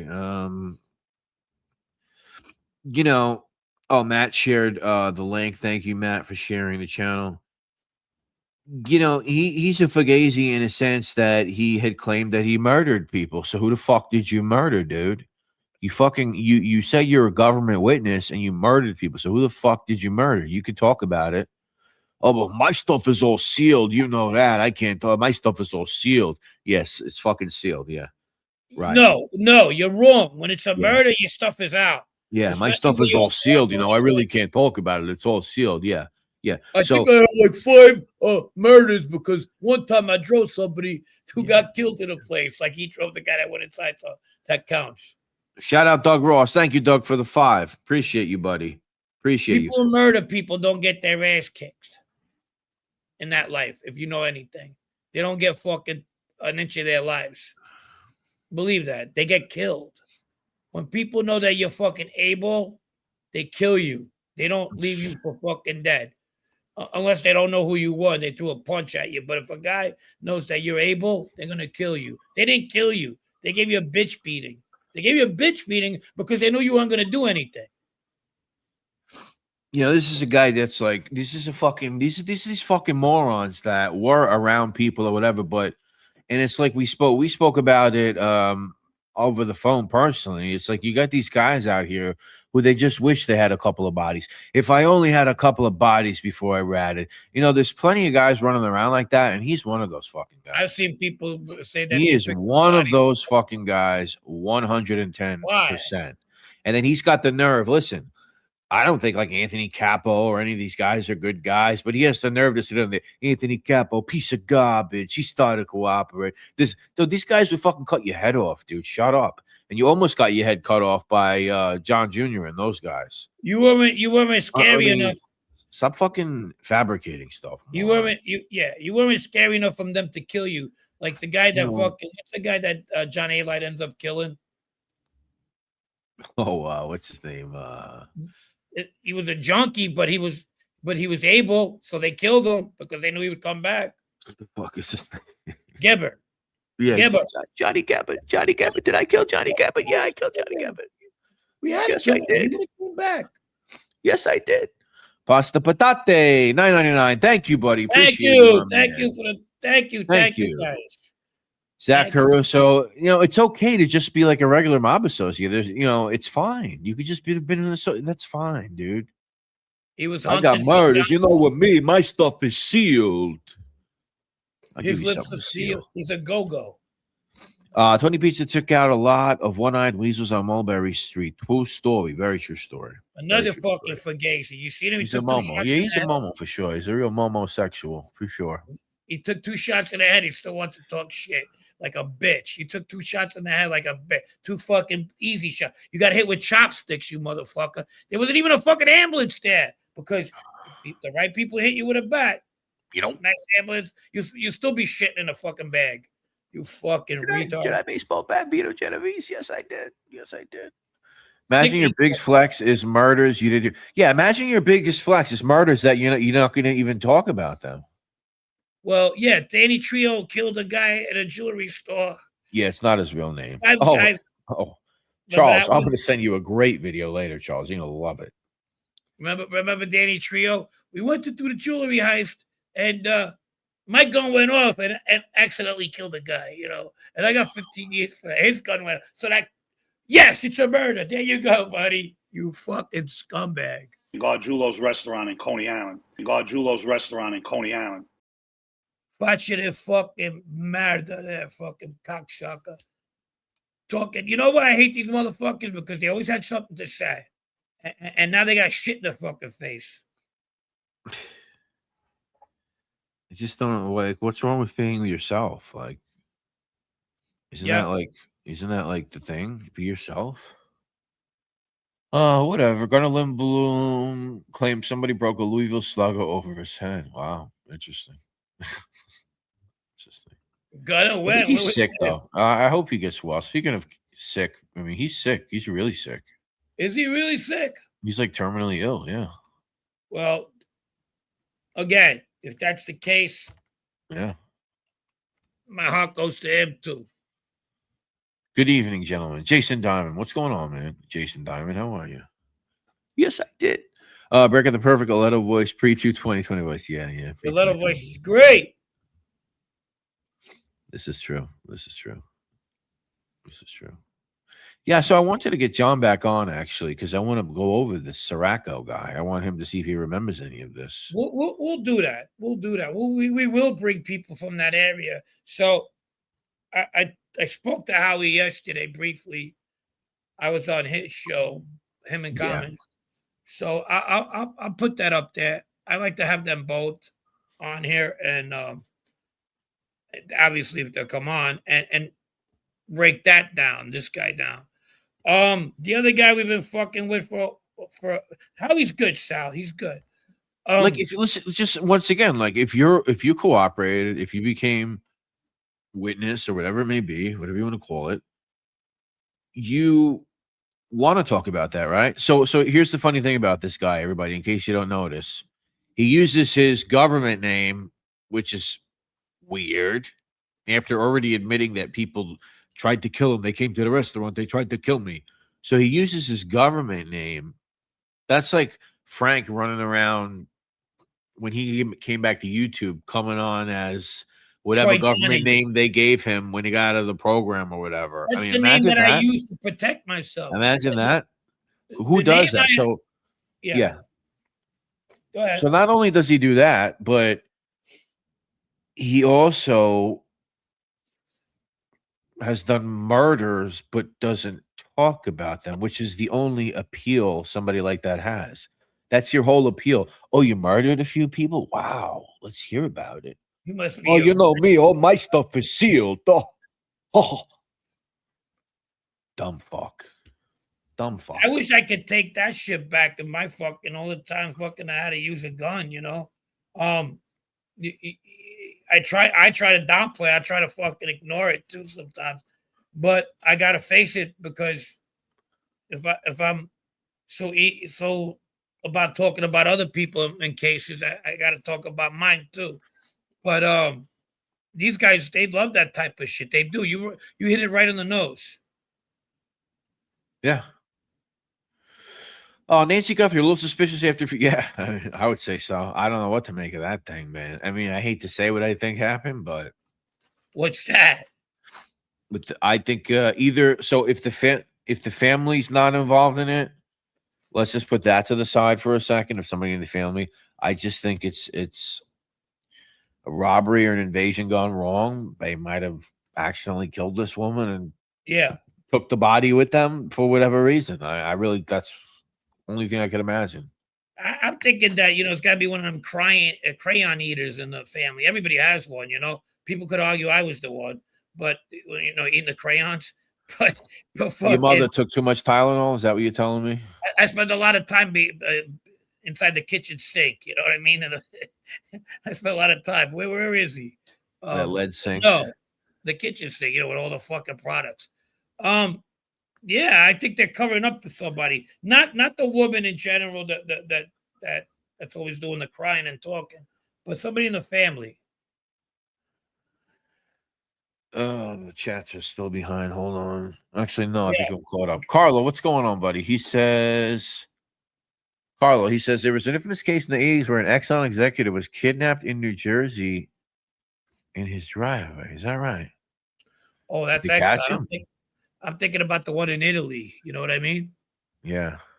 I'm thinking about the Gotti case, Paul Gotti. Oh, J. Paul Gotti, yeah. When the Calabrians, before that, they were called the Calabrians for anybody who gives a fuck. And they said they were big at kidnapping that area of Italy. They said that part of the ear. They go, either you give us the fucking money, or your nephew and your grandkid's gonna die. Yeah. They finally sent them the money. The grandfather was like, he's always fucking hit me up for money. Fuck him. So he was fucking with him. Yeah. Every time I look at the photos from that case, it says Getty Images on the bottom. Isn't that great? So yeah, he's missing a fucking ear. He looks like fucking Evander Holyfield, only white. The kidnapper put him in a shed and he died of overheating, and then they try to get. So yeah, so I think it's like something. I mean, I don't know. What do you think, Carlo?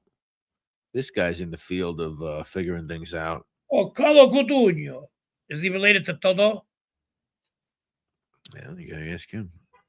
That's a There's Giacomo Amano tonight. I don't know where he is. I don't know. Hopefully, hopefully the Saint Bernard is getting groomed.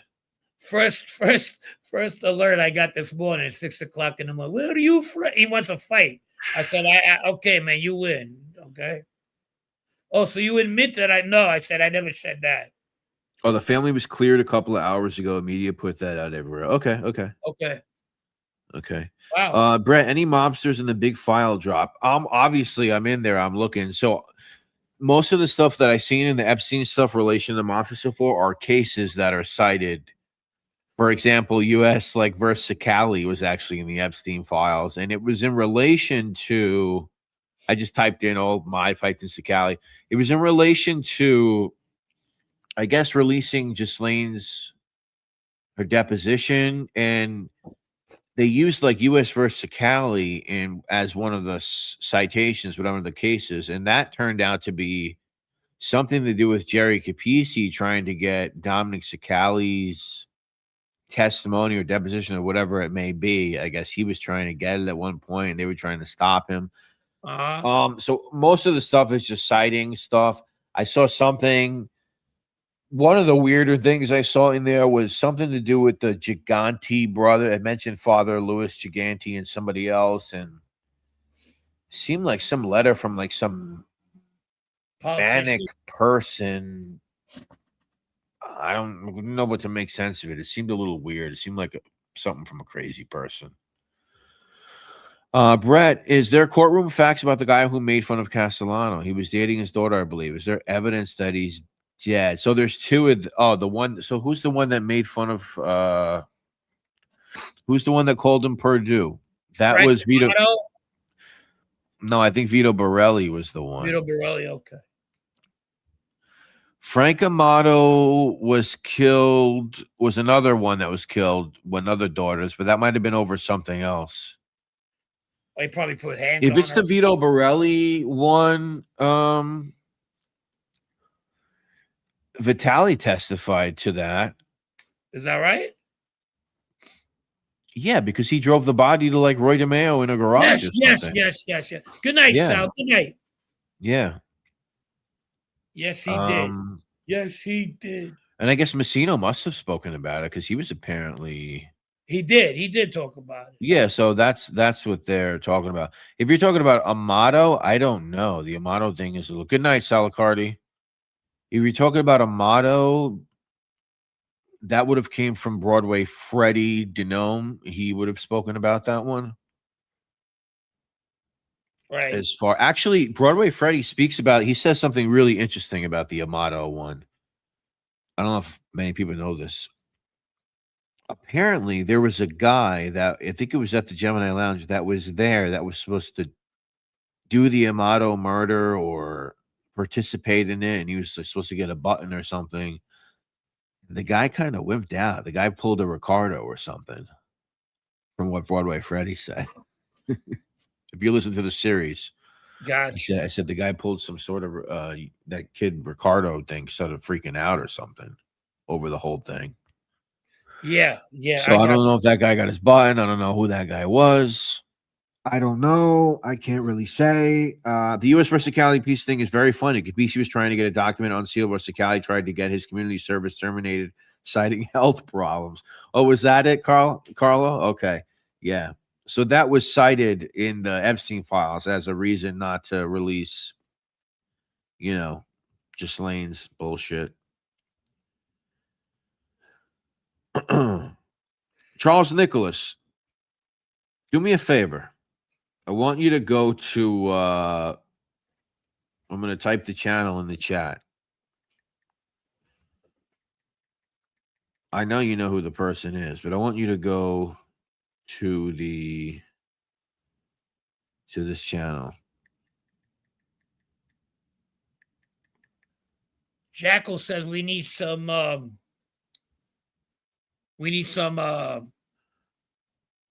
Giannini Coffee Cafe merch. That would be a good idea. What do we got? Would I, Doug Ross, would I date some big guy's daughter? No, never. Too much trouble. Charles, I'm going to put a link in the chat. I want you to click that, and I want you to just peruse that when you get a shot at some point. I think you'll find that entertaining. I believe the ransom is a crime. Hey, do you remember the movie Ransom with Mel Gibson and Donnie Wahlberg? And I thought that was a pretty good one back in the day. Yeah. Stopped by a place a couple of times with Kevin, Vinny, Oliver, Little Harry. The Guthrie lady's dead by now. It seems like it, man. It seems like it. In Europe, people are losing jobs and world titles over the files. What about? Yeah, it's a good point. Can't argue with that one. It's a good point. Some of my guys over here are trying to make that point, but it's really not penetrating some people. Alphonse John Joseph says, Frank, did you personally know any made guys that were not violent and did not make money, just there to serve when needed? No. No. That's just no. I'm trying to think. Didn't make money and weren't violent. Let's see. Borelli was chopped up. Yeah, he was chopped up. As was Amato. You're talking about some of the richest guys, right? In the mob, like money guys, right? And I was looking at that, like the Gambino family, right? They had Patsy Conti, Watts, Francolino, not Franklino, but Francolino. Yeah. And you had Castellano himself. He was a money guy, but he was also a fucking mother. He'd have you killed in a snap of a finger. You know, everybody always thinks that he wasn't about the life. No, he was a fucking gangster. Believe it or not. Yeah. He was a John Gotti, but he wasn't no fucking walk in the park. Yeah, there was a lot of money, guys. There was a lot of money.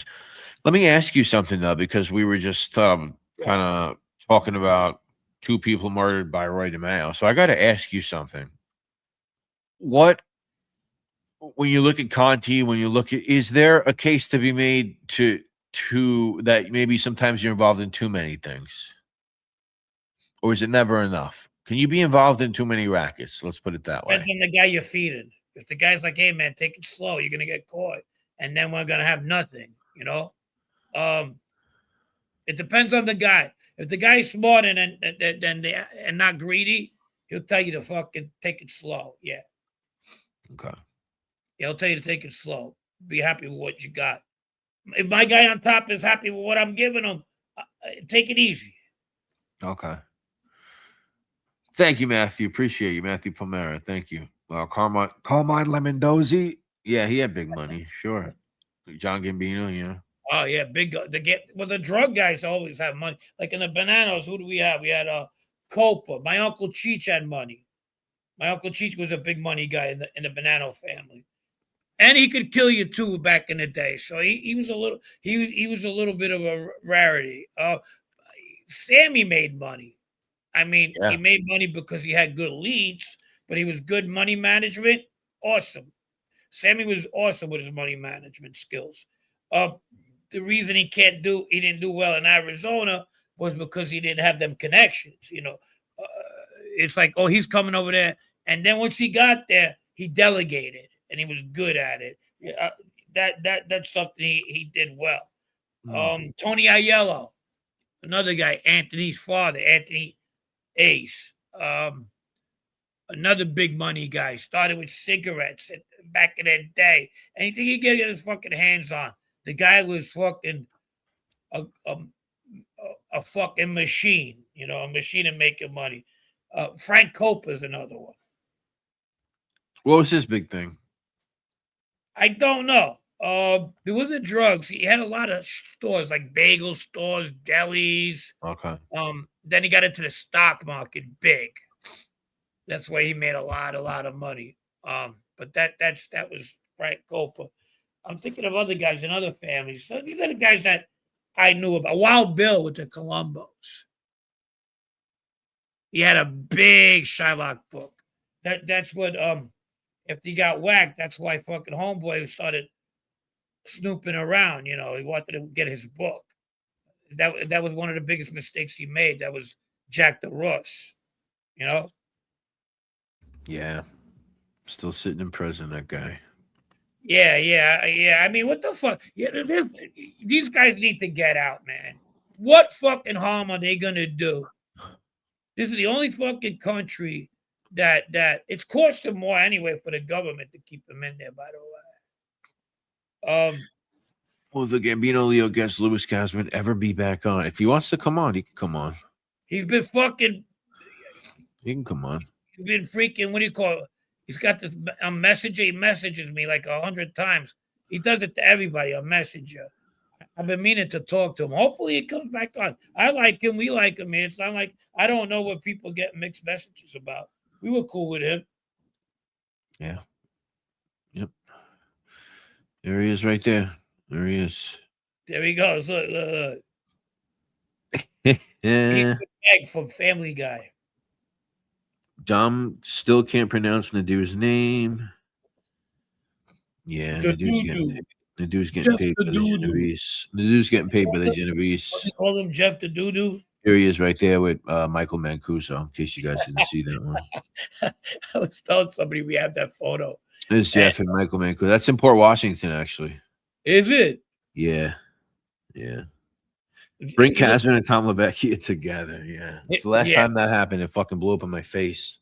I know you sandbagged them. I was Is he accused still of with that fucking one kid, the sandbagging. country kid over there? Do they still have a show? As far as I know, I haven't seen him pop up on there in maybe, I don't know, a couple of weeks or so, 2-3 weeks. But yeah. He sounds so stupid with the Nadu talk. Yeah, it's silly. Carlos says, Frank, was Toto Catalano already out of the picture when you were around? Yeah. 14. I was 14. I was in no picture. I mean, I was working a coffee shop. That's it. You know where I get all that coffee boy, a 12-year-old, 13-year-old coffee boy. Dude, in my he's a family's coffee boy, place. dude. Yeah. The guy who brings him up being at a Christmas party again. Warning. Do that again, bro. Who sent me this? I don't remember who sent me this. I'm scared. What he says, What is this? Warning. This is a one-time warning. Dude. Fuck you and your warning. Dude, I don't get what anyone said. That guy is so funny, dude. oh man, so he funny. doesn't. so He's funny and he don't fucking even funny, try. dude. Dude. Wow, the do meeting with Mancuso and Barney. Yeah, well, Barney's in the chat right now. Mob Facts. Yeah, he's talking to Barney. Barney is Mob Facts.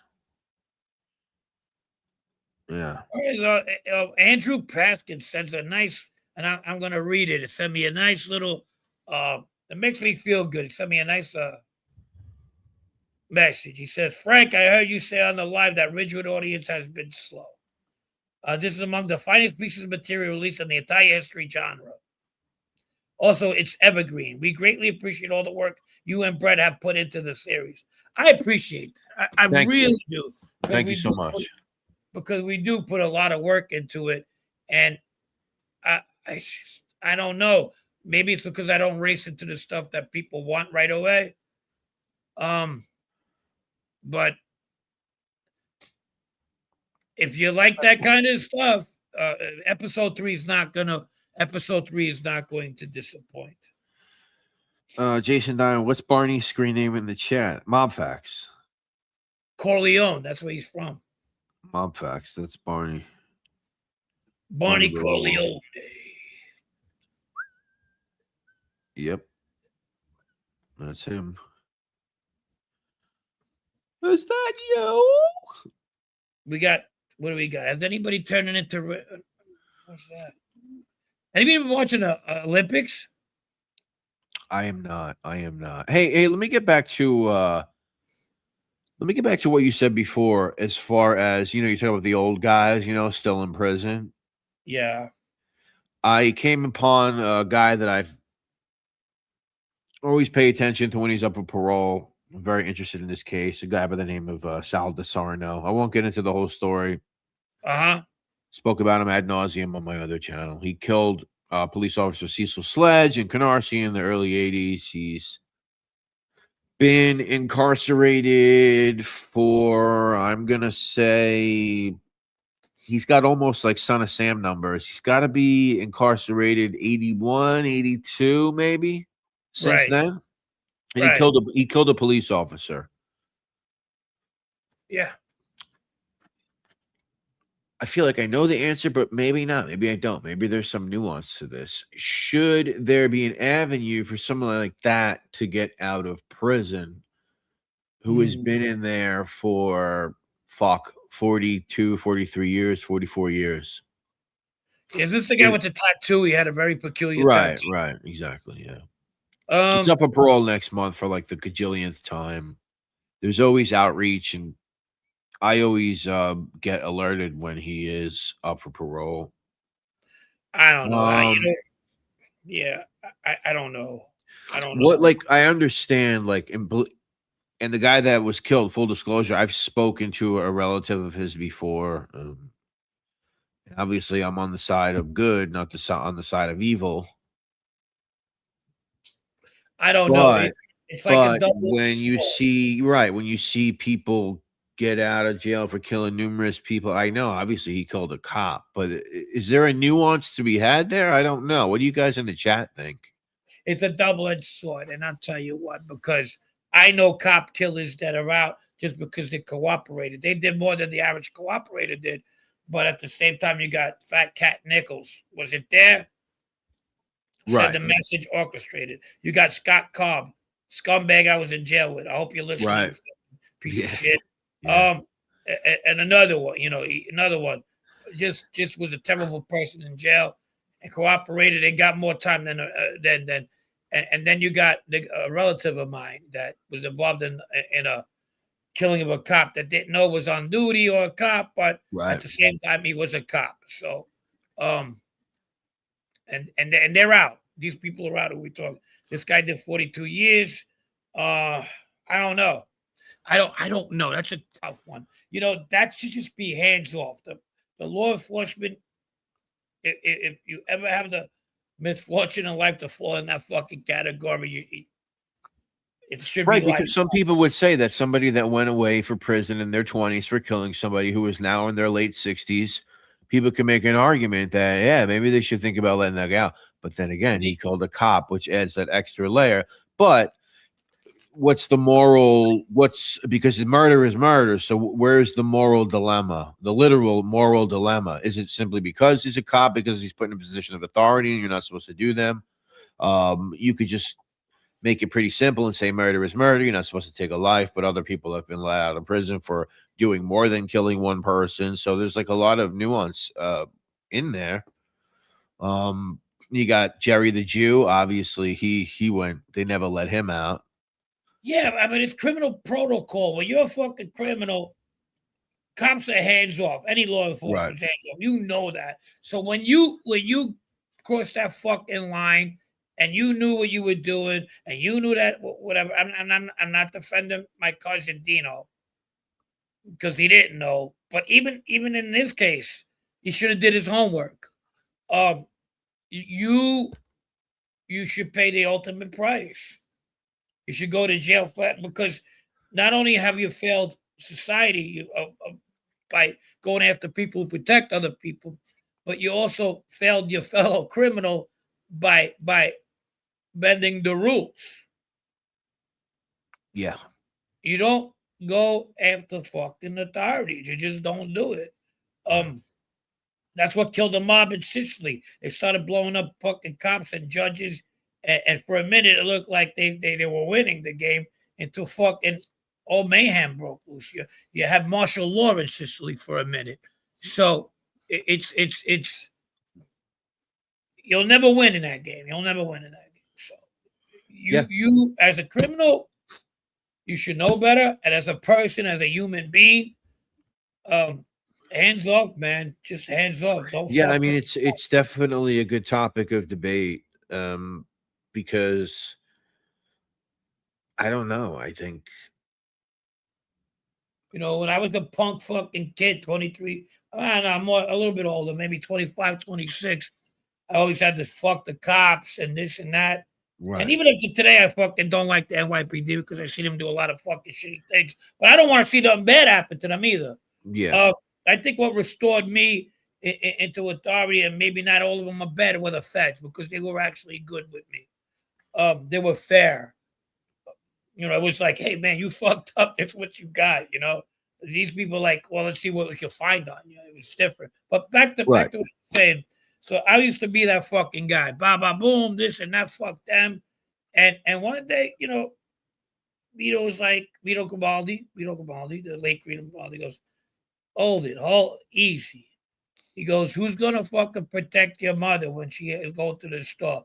Who's going to protect the grandmothers of these people when they rob them? We need cops. Either you like them or not, we need them. They police and 30 years later. Yeah, I mean, wherever you exist, I mean, whether you want to call it police, cops, and whenever there's like a society or people are going to pay for some sort of security or some sort of protection. Sometimes you don't have a choice and you get what the government gives you, but there's always going to be some enforcement, wherever, whatever society, whatever corner of society, even if you create your own, you're going to have some kind of enforcement arm to protect, right? Yeah, for sure. They're a lot better these days when I was a kid, they were just fucking you, and you didn't answer back. You got your fucking head fucking split open. Now they're like, "Oh fuck you! What's your badge number?" Asking all that. Right, Like, right, okay, right. and everything like that. Yeah. Because of the cameras, But when we were kids, we just shut the. I got my ass kicked by cops in an arrest. Got called a guinea. I got spit on in the back of fucking. But that was the way shit was back then. Yeah. Boston Smitty, didn't Joel Cupcake kill a cop and made? Yeah, well, he didn't do it, but he ordered the killing of Ralph Dawes. As Frank mentioned, Frank's cousin was one of the shooters on that one, right? Mm-hmm. Yeah. I mean, he didn't know. He didn't know. As far as I know, he didn't know that Ralph Dawes was who he was. He should have did his homework anyways, but you just don't kill somebody and not know what it's about. Or do you? It's the mob. I don't know. Anyhow, according to records, and these are other people, other informants, when that happened the next day, he was fit to be tied. He went to Joe Elliott and says, "I'm going to kill that Waverly." He goes, "What the fuck? This is a death penalty. I'm ruined." The fucking top. It was in the papers, It was crazy because I was on Cypress and Menahan in Ridgewood, and these fucking cops come in there and they're like all pissed, and I'm like, "What the fuck's up with them?" Yeah. Any of these guys, we're looking for them, and there was other cops like telling this one guy, I guess it was a relative, son, "Bro, calm down. We're in Queens. These guys probably don't even know what's going on. But if you know anything about this, I want to know." And then he put the fucking thing on it. And I'm like, "What the fuck was that about?" I said to myself, who the fuck in a million years ever think that my cousin had something to do with that? Funny how the world works, huh? Yeah, yeah. The one with the real interesting story, who's not going to talk, is the Ralph Dawes' wife, Kimberly Kenna, who's sometimes in the past has been described as the Mafia Black Widow. I've spoken to her. She doesn't want to talk about her story. She says she told me she's been offered money for books, and she just doesn't want to talk about anything. This is a woman who was married to one of the Carini brothers. Who both of the brothers got murdered on the same night. I think Variali, one of the Varialis, did that murder, if I'm not mistaken. Then she gets up with Joe Waverly. They get around. Obviously, he almost gets fucking killed. And she ends up with Ralph Dawes. He gets murdered, obviously, at the behest of Waverly. I mean, this woman's got a fucking story and a half, but she's the scared. best people never want to talk. I'm sure she could really fucking write a, but no, she comes from that. She comes from that era where she still probably lives in that area.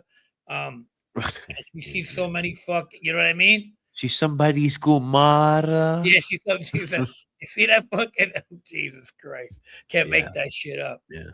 So I add her to the long list of people that don't want to talk to me. Fuck. That's crazy. It's like fucking the grip. He's the fucking the crypt keeper has a fucking chick, and I'm over here with fucking nobody tonight. So hey, call me, girls, if anybody's ever. If you're in the Seattle metropolitan area and you're looking for a date, I'm available. RD in the house. What's going on, RD? Good to see you, buddy. RD2D2. That's your buddy, the graffiti guy, right? Yep. Yeah, that's good. We got to bring him on. We got a lot of, believe it or not, we got a lot of, do I talk to my cousin, Blaze you up? No, I do not. No, Blaze, she's never given an interview. No, she never did a book. She says she even told me one time she was offered a lot of money for these things when she could have used the money, and she didn't want to do it. So, like I said, we'll add that to the list of people who don't want to talk that I've tried to talk to. Where's Joey? We need Joey back on the show. Joey, if you're listening, give us a call. We miss you. Lee Mazzilli, what was it called? Robert E. Lee Mazzilli. Robert E. Lee Mazzilli. If you're out there, come back, baby. Come home, Lassie. How do you say the last name? I just say Cupcake. I mean, how are you supposed to say Joe Waverly's name? Cupcake. Kakachi. I've heard. I've heard people say that. I'm not saying that. I'm never gonna say it. Sounds stupid to me. But and how would you? Was that how you would say it? I seen that guy. I was in an elevator with him. He fucking. You gotta watch that. The case. I go, how you doing? How you doing, Mr. Vabley? He just went like this. Look. I didn't say Mr. Yeah. He looked like he belonged to a '60s band, that was touring 20 years after. Yeah, look, he could have been fucking David Carradine's brother or some shit. Maybe one of those guys. Yeah. He went like that. It's proper Italian, Brett. Cacace. This Cacacho. Cacace. That's what Alphonse John Joseph is saying. Cacace. Bossy Smitty. Did Pastor Bradley I don't know. Listen, I just try to go with what everyone else says, especially when you do this type of content. I've tried to refer to the Carneglia brothers as the Carnelia brothers before. That's not flying well with anybody, so I don't do that anymore. So Carnelia, that's how you say it. Carnelia, yeah. I mean, there's only one news reporter. The G is silent, right? There was one news reporter that said it back in the day. He was like, John Carnelia. And I was like, oh, wow, that's the first time I ever heard it. So then I said, I'm going to be cool. I'm going to be cool now, and I'm going to fucking pronounce it the right way. Hey, bro, don't you know that it's not pronounced that way? It's like the Caliglia brothers. Johnny Kinnicks, Johnny Kinnick, Charlie Kinnick, these were... I just want to chop that guy right in the fucking No, these were good guys. Johnny Kinnick, Charlie Kinnick. Come here, you motherfucker. These were tough guys.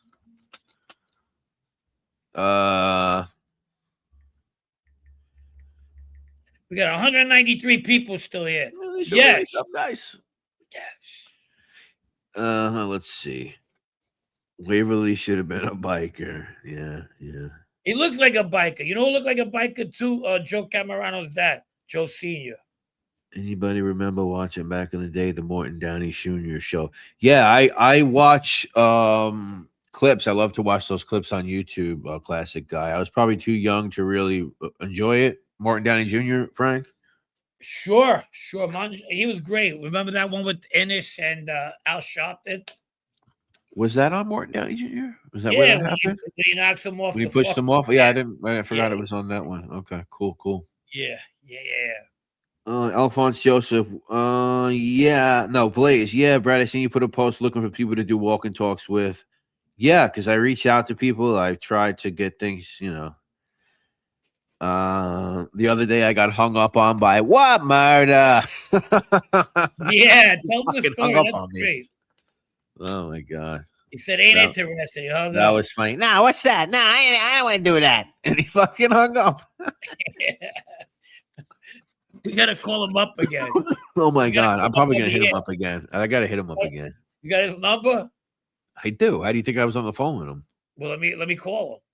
No, I'm not gonna do that. No. I don't want to do that. This is Cheech from Howard Beach, and I like to have you on. Nah, what's that? Nah, I don't want to do that. Nah, I'm not interested. Hang up. Give me 10,000. 5 today, 5 tomorrow. Oh my god, dude! Let's you gotta try. You gotta try, I guess.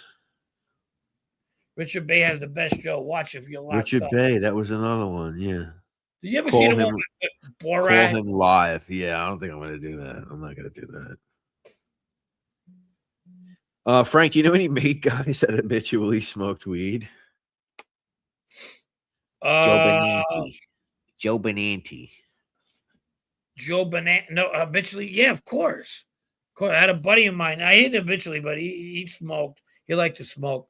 One of my best friends in the world at one time. He liked to smoke a lot. So I was getting into it a little bit. I didn't smoke that much. I couldn't hold it. LOL. What walk and talk? What murder? What's that? I'm interested in that. Blaze you up. Just like people call Gus Faraci Furace. Farace? Was it Paul? No, Farace. Which Paul you mean? Yeah.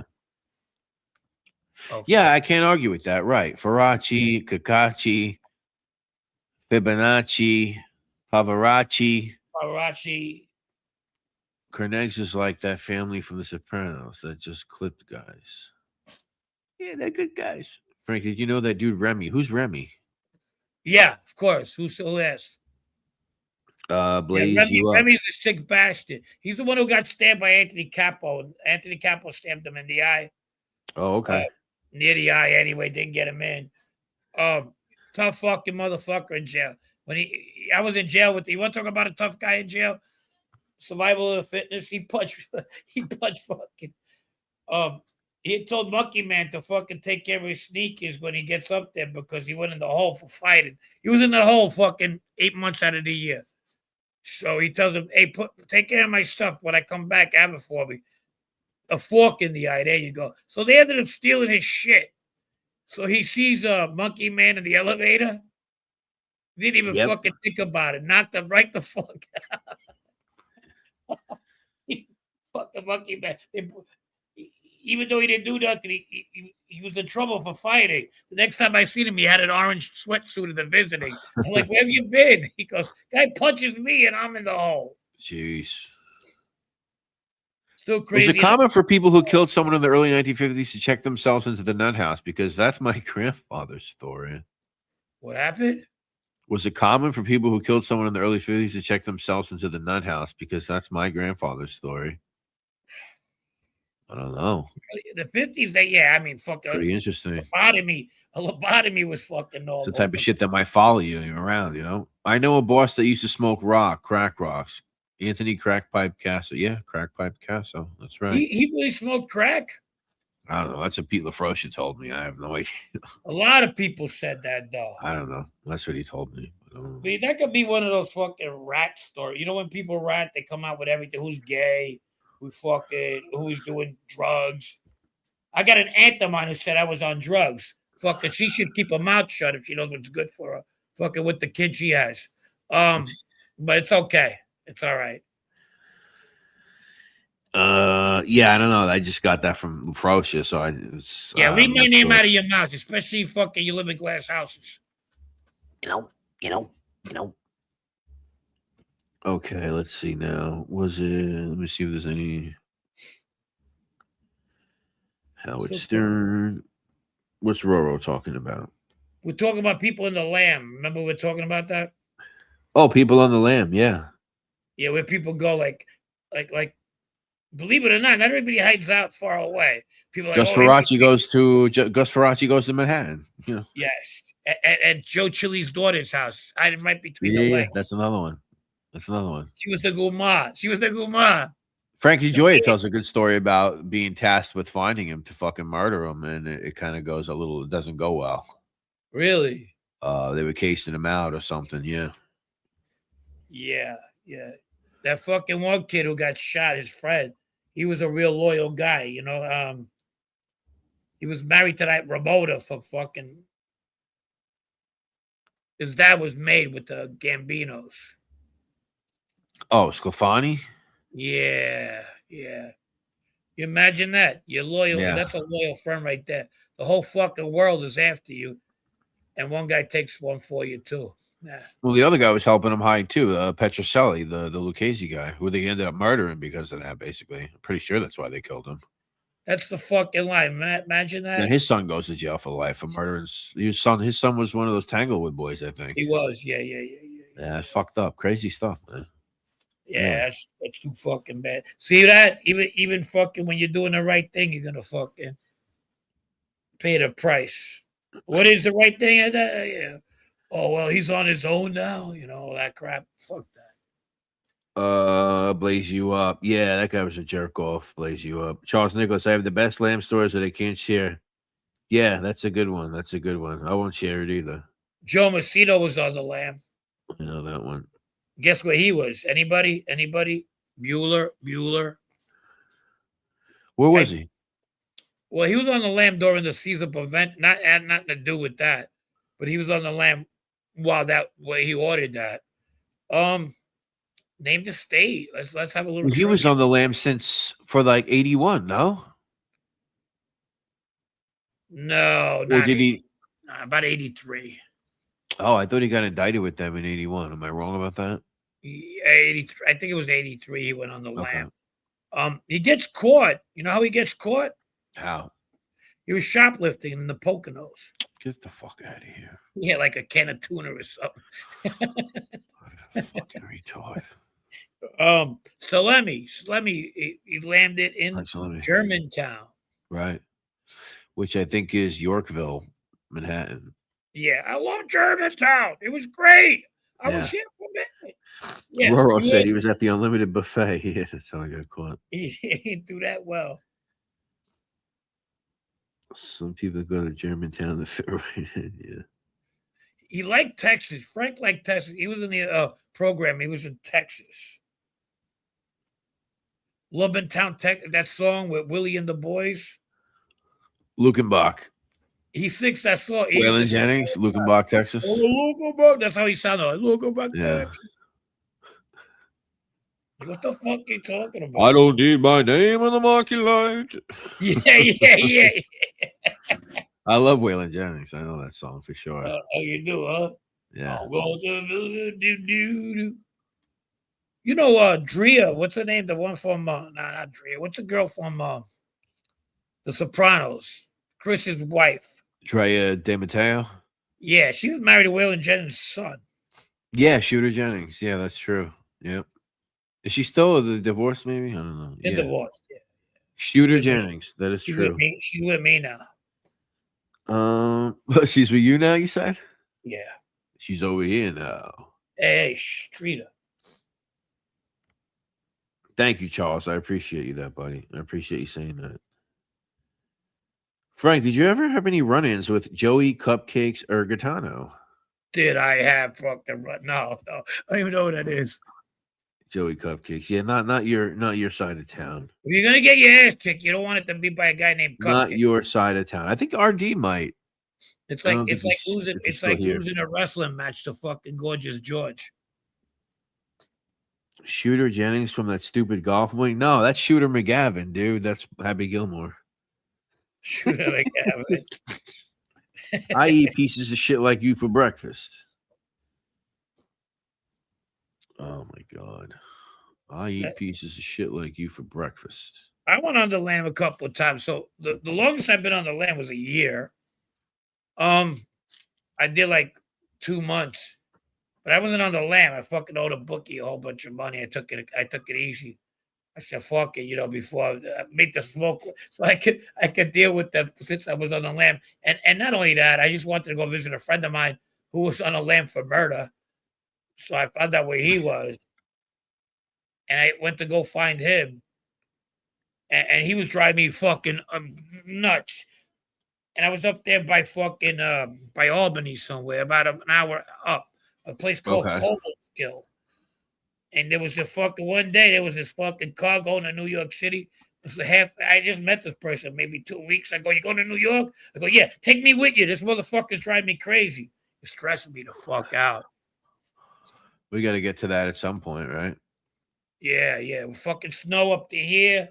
I said, fuck, I'll go pay my fucking debt. Fuck it. I'll go work. I didn't care. I just left. Michael Blaine says, I had been on the lam for like a year and got into a high-speed chase with the state boys. 19 squad cars, cops on horseback, K9 units, a plane, and a helicopter, and got away. They got me 14 months later. What the fuck? Who is this guy? Michael Blaine. Michael Blaine, you're my new fucking. All right, my man. That's a crazy ass shit. I was in California for about a year. Met a nice girl. I should have stayed. I would have got hit with a racketeering murder. But no, I wanted to come back to the fucking shitty ass city. Yeah. Dumbass I was. Good Bad girl. move, buddy. Huh? Bad move, buddy. Bad move. He was a paraplegic. A paraplegic. I couldn't stand her. Stupid. Just fucking, she wasn't paraplegic. Nice Joey girl. Cupcakes is a stone cold killer. Yeah. He got killed by cupcakes. Yep. I believe it. I don't know who he is. I don't know who Cupcakes is. Looks like an East Harlem family guy. East Harlem guy. Have you ever noticed some of these fucking content creators? That guy Frank DiMatteo fucking gets on my nerves sometimes, right? I know you knew people and everything like that. Okay. But why do you got to have an answer to every fucking question that thrown to you? Like, you cannot know anything. Like, I was asking if I knew cupcakes. I don't know cupcakes. I don't know cupcakes. Right. Right? Look, I'm like a dude at Trump. I don't know cupcakes. But think about it, right? This guy's like this. So, Joe was hanging out by that Umberto's. I mean, Matty the Horse's place. Yeah. So the guy goes, did he know Matty Horse? Well, he must have met him a couple of times because, at the time, Yeah. he was. Yeah. Why don't you just say, I don't know? You just made yourself look like a fucking liar by waiting, holding yourself. And, of course, he knew him from around because you knew him. Why didn't you? Because everything is like romantic with these guys. Don't you know that? No. Like everything. If Everything you don't is know like something you don't know. That's where you guys get it fucked up. yeah. You're not there to fucking answer every mob question. Leave that to the mobologist. Yeah. Seriously, I'm not giving them a dig. But if you don't know, you just don't know. Listen, when you're in that life, you know people, you know who's who, and you get around. You know who's who, and you get around. It's hard to explain, but it's hard to explain, a word like that. You get around, and like the answer if he knew Lilo Galante because he was the only non-Bonanno guy in that fucking documentary. It was actually a good documentary. I was in. I never met. I mean, as a kid, I never met. Like, I was more familiar with Leonardo Coppola. Okay, as a kid, but I don't know. He's like, yeah, well, I met him one time. With my dad. My dad said, that's Leo Galante and Lilo Galante, and this is who he is. And but just because he had to be on the fucking documentary, it panned out to him. Bro, stop that shit. Stop. Well, he wrote a book. He did write a book on Lilo after or before. Which I don't want to be that asshole, but if I grab it and I start reading it and then I start doing my work on it, your next book is not going to be as popular if I find inconsistencies. You don't know Tony Truffles? Yeah, sure. Tony Gugoots. Yeah. Which one? There was summer and winter truffles, Lisa. Which one was it? I knew them both. Michael Blaine. There was a cop on the show running alongside me as I was swimming. They interviewed a lady in the news. She said I was swimming home. Jesus, dude, this is a crazy story. You're right, Roro. Yes, he did stab the shit out of that guy in the apartment building. Yep. Who's that? Joey Cupcakes. Oh, Spring. Joey Spring. Tony Spring? No, I don't know him. I know Summer. Spring. Boom, boom, boom. There is a sticker. Yes, there is free Joey Cupcake stickers that were all around Manhattan. That's why I wish RD was here because I think he might have one of those, or he knows who was putting them up. Let's put it that way. I won't say who it is, but I know who it is too. Frankie, you see the Netflix thing with the Trashers hockey team? What was that with the? That was with the Galante. What's that? Galante. What's that about? Yeah, Connecticut. It was pretty good. But there's no relation, or just somewhere along the line, I know there is a relation, but it's not like there's different James. There's a James Galante. It's not that guy. That guy's I think a Genovese associate based out of Springfield. Okay. Yeah, free Joey Cupcake stickers. Yep, Boogeyman. This is very true. Very true. Well, how long is Cupcakes doing this Cupcakes guy? Oh, dude. I mean, he did a long stint way back. He did a lot of years in prison. Then he got out, and then I'm going to say, I don't know, late 2010s, maybe he gets into this incident where she's seeing some girl or something with a girl in an apartment, and the ex-boyfriend comes or whatever it was, and he the whole thing is actually like a tape out of it. He ends up stabbing up the shit out of this guy in a fucking apartment building. Just like purely impulsive, just like so fucking stupid. And he got a lot of time for that, man. I don't know. He's not getting out anytime soon. Let's put it that way. No shit. Wow. There's a lot of old people that need to be out. Older people out there. Jackie the Rush, Tony Aiello, fucking circumstantial evidence people, fucking Baldo Amato, fucking Ali Boy Persico. And I know people might say, I probably put Baldo in there. I didn't put Baldo in there. My testimony was based on a fucking card game, okay, that I worked at. His buddies put him in there. The guys that gave him the orders to do what he did. I actually found. It's funny you mentioned that. I just I just found RD's video with the Joey Cupcakes sticker. So let me put it up. It's funny. There you go.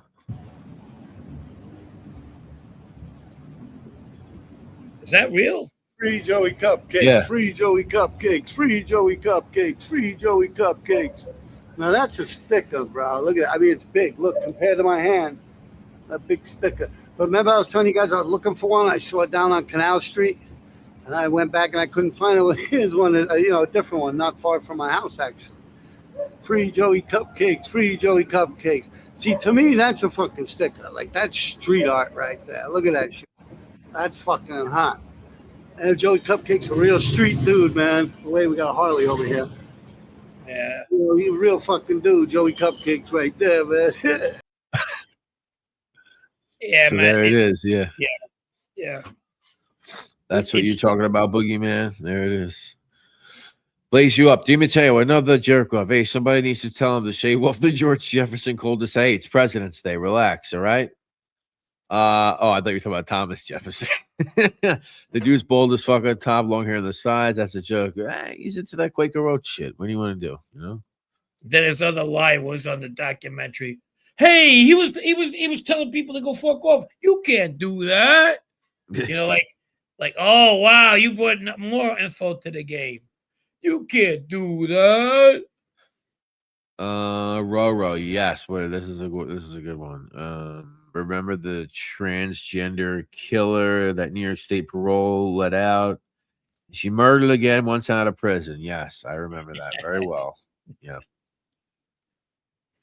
What do we got, bro? We're running late tonight. We got. He was with the Gallows. Yeah, I don't know. I don't know much about him. I mean, listen, I know that obviously the DiMatteos are real. I'm pretty sure they were behind Screw Magazine with Al Goldstein. I'm pretty sure they were involved with that somehow. Well, so he's been on the periphery of that with like those types of books. He's probably been around some interesting people, but I don't know his whole acumen. I really don't know. I'm not sure. I didn't say that. I didn't say he didn't know anybody. You know, he look. There's a lot of these guys that are here. Couldn't say with nobody. Right. There's a lot of guys that we do touch upon, and at the end of the day, they personally are they. Yeah, I know that they were around people, but to what extent? Right. You know, well, some of it you can't, you know, sometimes a lot of the times you can't even prove it. You can't even ever investigate it. That's the problem too. Well, it depends what they say. I mean, if I come out of left field and tell you I was supposed to be at the fucking I don't know, something of my age, the Giorgio murder, and just because I could have an angle or maybe make myself believable. You know, because I was around, I was active. I at that point, I was able, you know, then I could make people kind of believe it, even though it's not true. So are they doing this too? I don't know. I just don't think it's fucking. It's suicide. If you want to come into this fucking genre and start fucking making content, and you get caught one time with a fucking big lie.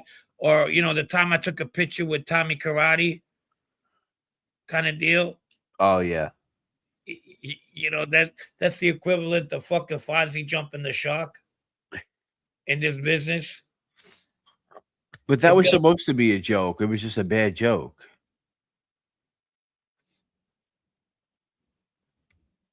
Right? Huh? I don't know. That's what he said. Because we know who made the photo. I'm going to take his word for it. You know who made the photo. The photo was made by our friend over there. Picasso. So it was one of those things where I think he had it made because he wanted to stick it to the people and mess with them. I truly believe that. Because who the fuck would believe that's real? Who the fuck believes that's real? Nobody believes that's actually real. Come on. No. It just didn't work out right. Monkey Man held his mud. Gooch. Okay. I'll give it to him. I was with him. He held his Give him mud. 3. Give him 3. Don't give him 2. Give him 3. Give him 3. Yeah. He was in the corner fucking crying. Right? That he didn't know nobody. They framed him. And then after he gets out of fucking prison, he didn't have 2 bodies, but he had 3. Fuck out of here. Fucking.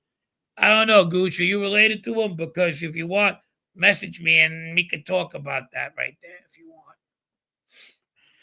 He said it was fake and that the story he told was made up too, but still, who does stuff like that? Yeah, the problem, it's not going to go over well because you're dealing with people who hate you. Gaslight Studios rebooted 3432. What's going on, man? How are you? Your game ran late. What happened? Did you conquer any countries tonight? What were you playing? Risk? Harlem equal Heron. What did he say? He'll give you an interview if you take that off. The share transvestite story. No, he never said an interview. That would have been great, though. That would have been great. Yep, yeah. You got a book deal. When you get a multi-book deal, you have to write multiple books. All his books are basically plagiarism. Wikipedia books he writes, they're all old news. Wikipedia, I guess you're talking about DiMatteo, possibly. Yeah. Quite possibly. And we know they're running out of people to put on these mob documentaries, and we know that already. I mean, that's a fact. Yeah. I mean, how many times do I have to see the same, but whatever. That's fine. I like that our content, especially when the people that I grew up with, is unique and different, Nobody has it. Nobody has it. And I'm dealing with 3 fucking serial killers on my fucking 3, 4 on my on our Ridgewood series and things that nobody has brought up yet. Except 52 topics. And I got a lot of help, believe me.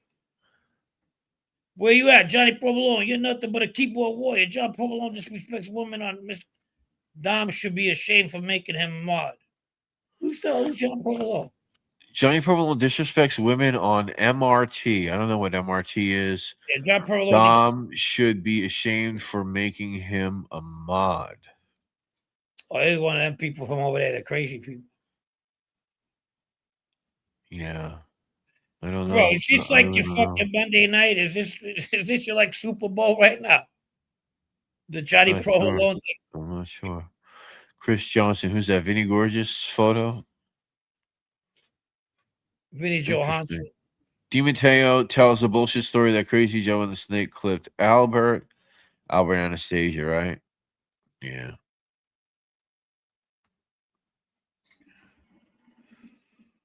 Chunky Chickies. Who's gonna kick my ass? Chunky Chickies on fucking Mickey Rock. This is all like fucking Chinese to me. I don't even know what you guys are talking. Chunky Chickies on Mickey Rock, showing she's gonna kick Frank. Who the fuck is Mickey Rock, dude? Mick Rock? Isn't that like David?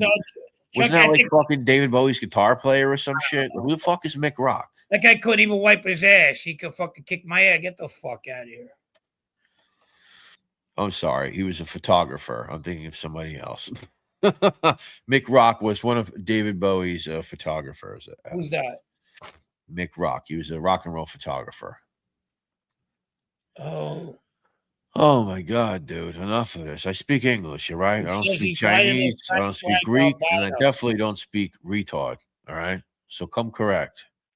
Let's see. What else is going on? I want him to do 2 push-ups. For every 2 he does, I'll times it by 10. They're running out of people so much so they're using Andrea Giovino. Yeah, that's whatever, It's like, what are you gonna do? What are you gonna do? I don't know. For example, fucking whatever. Never mind. Anyone's version of the Mafia hit must be taken with a huge pinch of salt. Really? Because it's usually like a grain of salt, but you're giving it a huge pinch. That's interesting. You're giving more than most people give Gaslight. It's usually like a grain of salt. This guy's using a fucking half a teaspoon.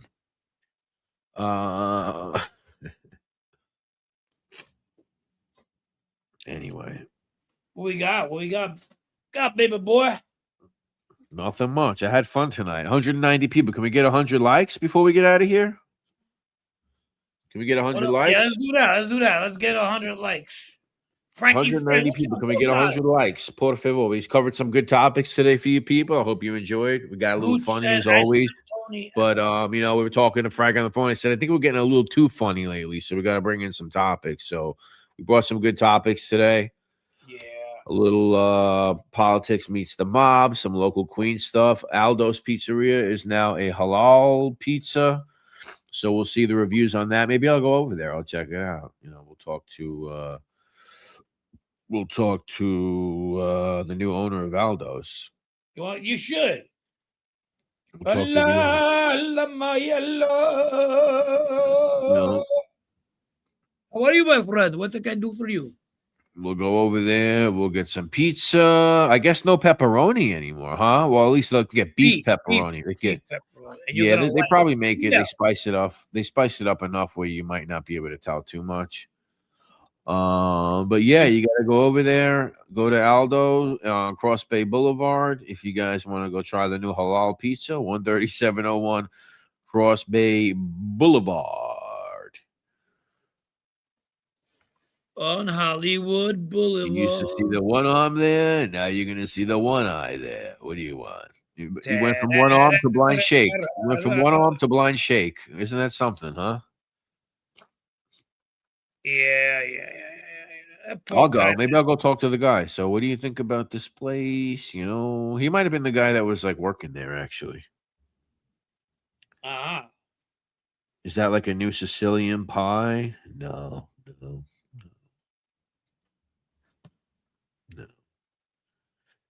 Did we get 100 likes? 112 likes. Whoa, that was quick. See that? You son of a bitch. All right, guys. Next week, I think we're gonna launch the pre-show, so you guys can check that out if you want to check it out. We're gonna do the pre-show before the actual Monday live. We're going to go on around 6 o'clock. We're going to bullshit with you guys for about 30, 40 minutes. That's going to be members only. We're going to bullshit with you guys for about 30, 40 minutes. We're going to talk about what we're going to talk about. We will also ask you guys as members if there's anything that you might want us to cover. We'll take some questions and we'll work it out that way. I think it'll be good. You guys could have more of a role in some of the live streams. Mm-hmm. You guys want to do any game planning on your own? If this is a really cool topic you want us to cover, you know, let us know. Be over there. What's up, man? What are you trying to say? And I want a background for my new show, so I'm gonna help you guys pick one out for me with the selections that I have to choose from, and then whichever ones you guys pick out, I'll put up there. So let me look at what I'm looking for, and then you guys choose the members. So we'll vote on it, and that's what you're going to be looking for the next 6 months. Brett and Frankie, what's this, a rodeo? Shave the mustache. I did. I don't really have much of a mustache. I mean, I have a little one right now. I go through different things. If I may, just peace out. I'm not ashamed to wear a mustache, though. I don't, you know. So what do you usually when somebody calls it out, I grow it even more. I wish there was a detailed story about the Pleasant Avenue Heaven Tree. So there's a book called The Pleasant Avenue. No, I'm sorry. It's not the Pleasant Avenue Connection. Is it? DL goes, can we bring Hootie? No. But DL, we can bring Luisi. I'm going to do that for you. I'm going to get on that. Mr. Luisi. You want Luisi on? Okay. Yeah, that's fine. Yeah, for sure. We could talk about the North End. You know, we could talk about whatever you guys want. So there is a book on, you know, I was over at the North End over there. There's a book, an old book about the Pleasant Avenue. It's called The Pleasant Avenue Connection. It is very expensive if you want to buy it on the secondary market. Probably close to like $400.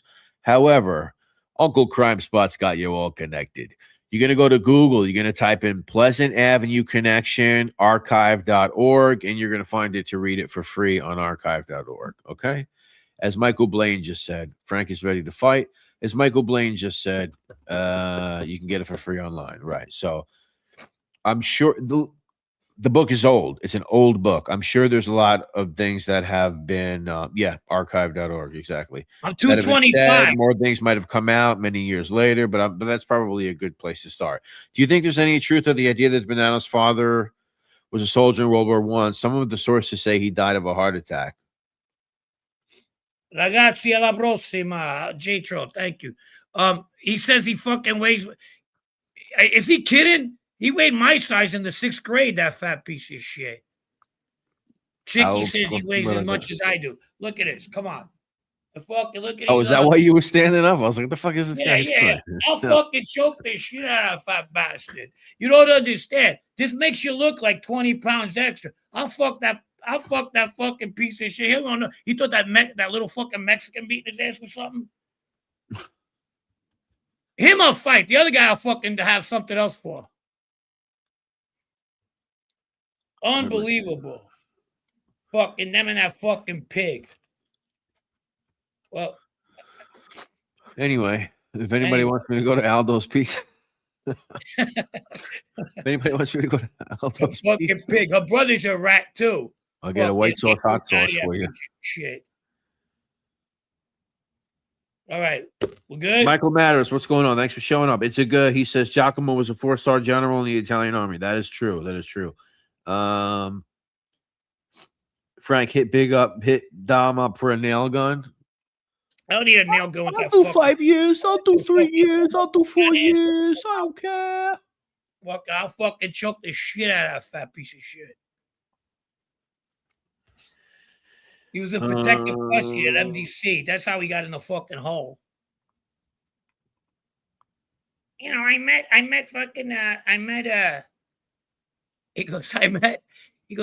Vinny Baziano in the hole. You in the hole because you couldn't clear to go in the fucking Wait, floor.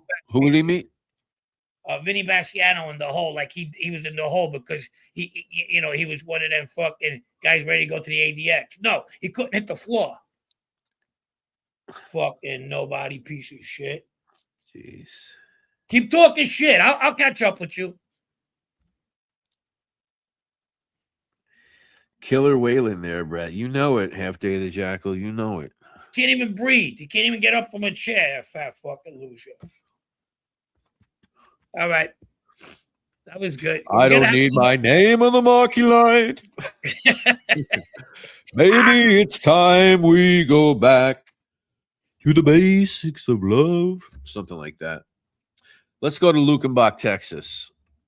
All right. Listen, ladies and gentlemen, I hope you enjoyed tonight's show. I think it was a good show, Frank. What do you think? Good. I think it was a good fight. A good fight. What fight? Somebody wrote Frank fight. Frank fighting trites. Is Ronnie One Arm's bad arm smaller than his dick? I don't know. I'm not sure. I never inquired about that. There might be a couple Gumadas running around that could fucking answer that. Frank is really livid right now. Look at his face. Yeah, because I read the bullshit from these these fucking mutts. Sonny Bross, what's going on? Sonny Bross boss in the house. Fucking RD, all right, you're still here. My mutt too. Yeah. Oh my God. Maybe it's time we go back.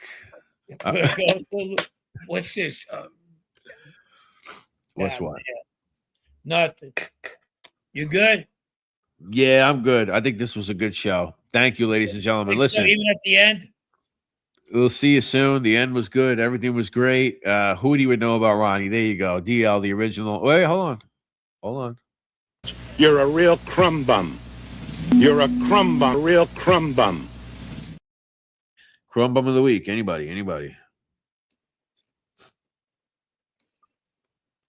Crumb bum of the week? Nah. Crumb bum of the week. Yeah, that fat fucking piece of shit chickie. That cocksucker. That's yours. Telephone fucking cocksucker.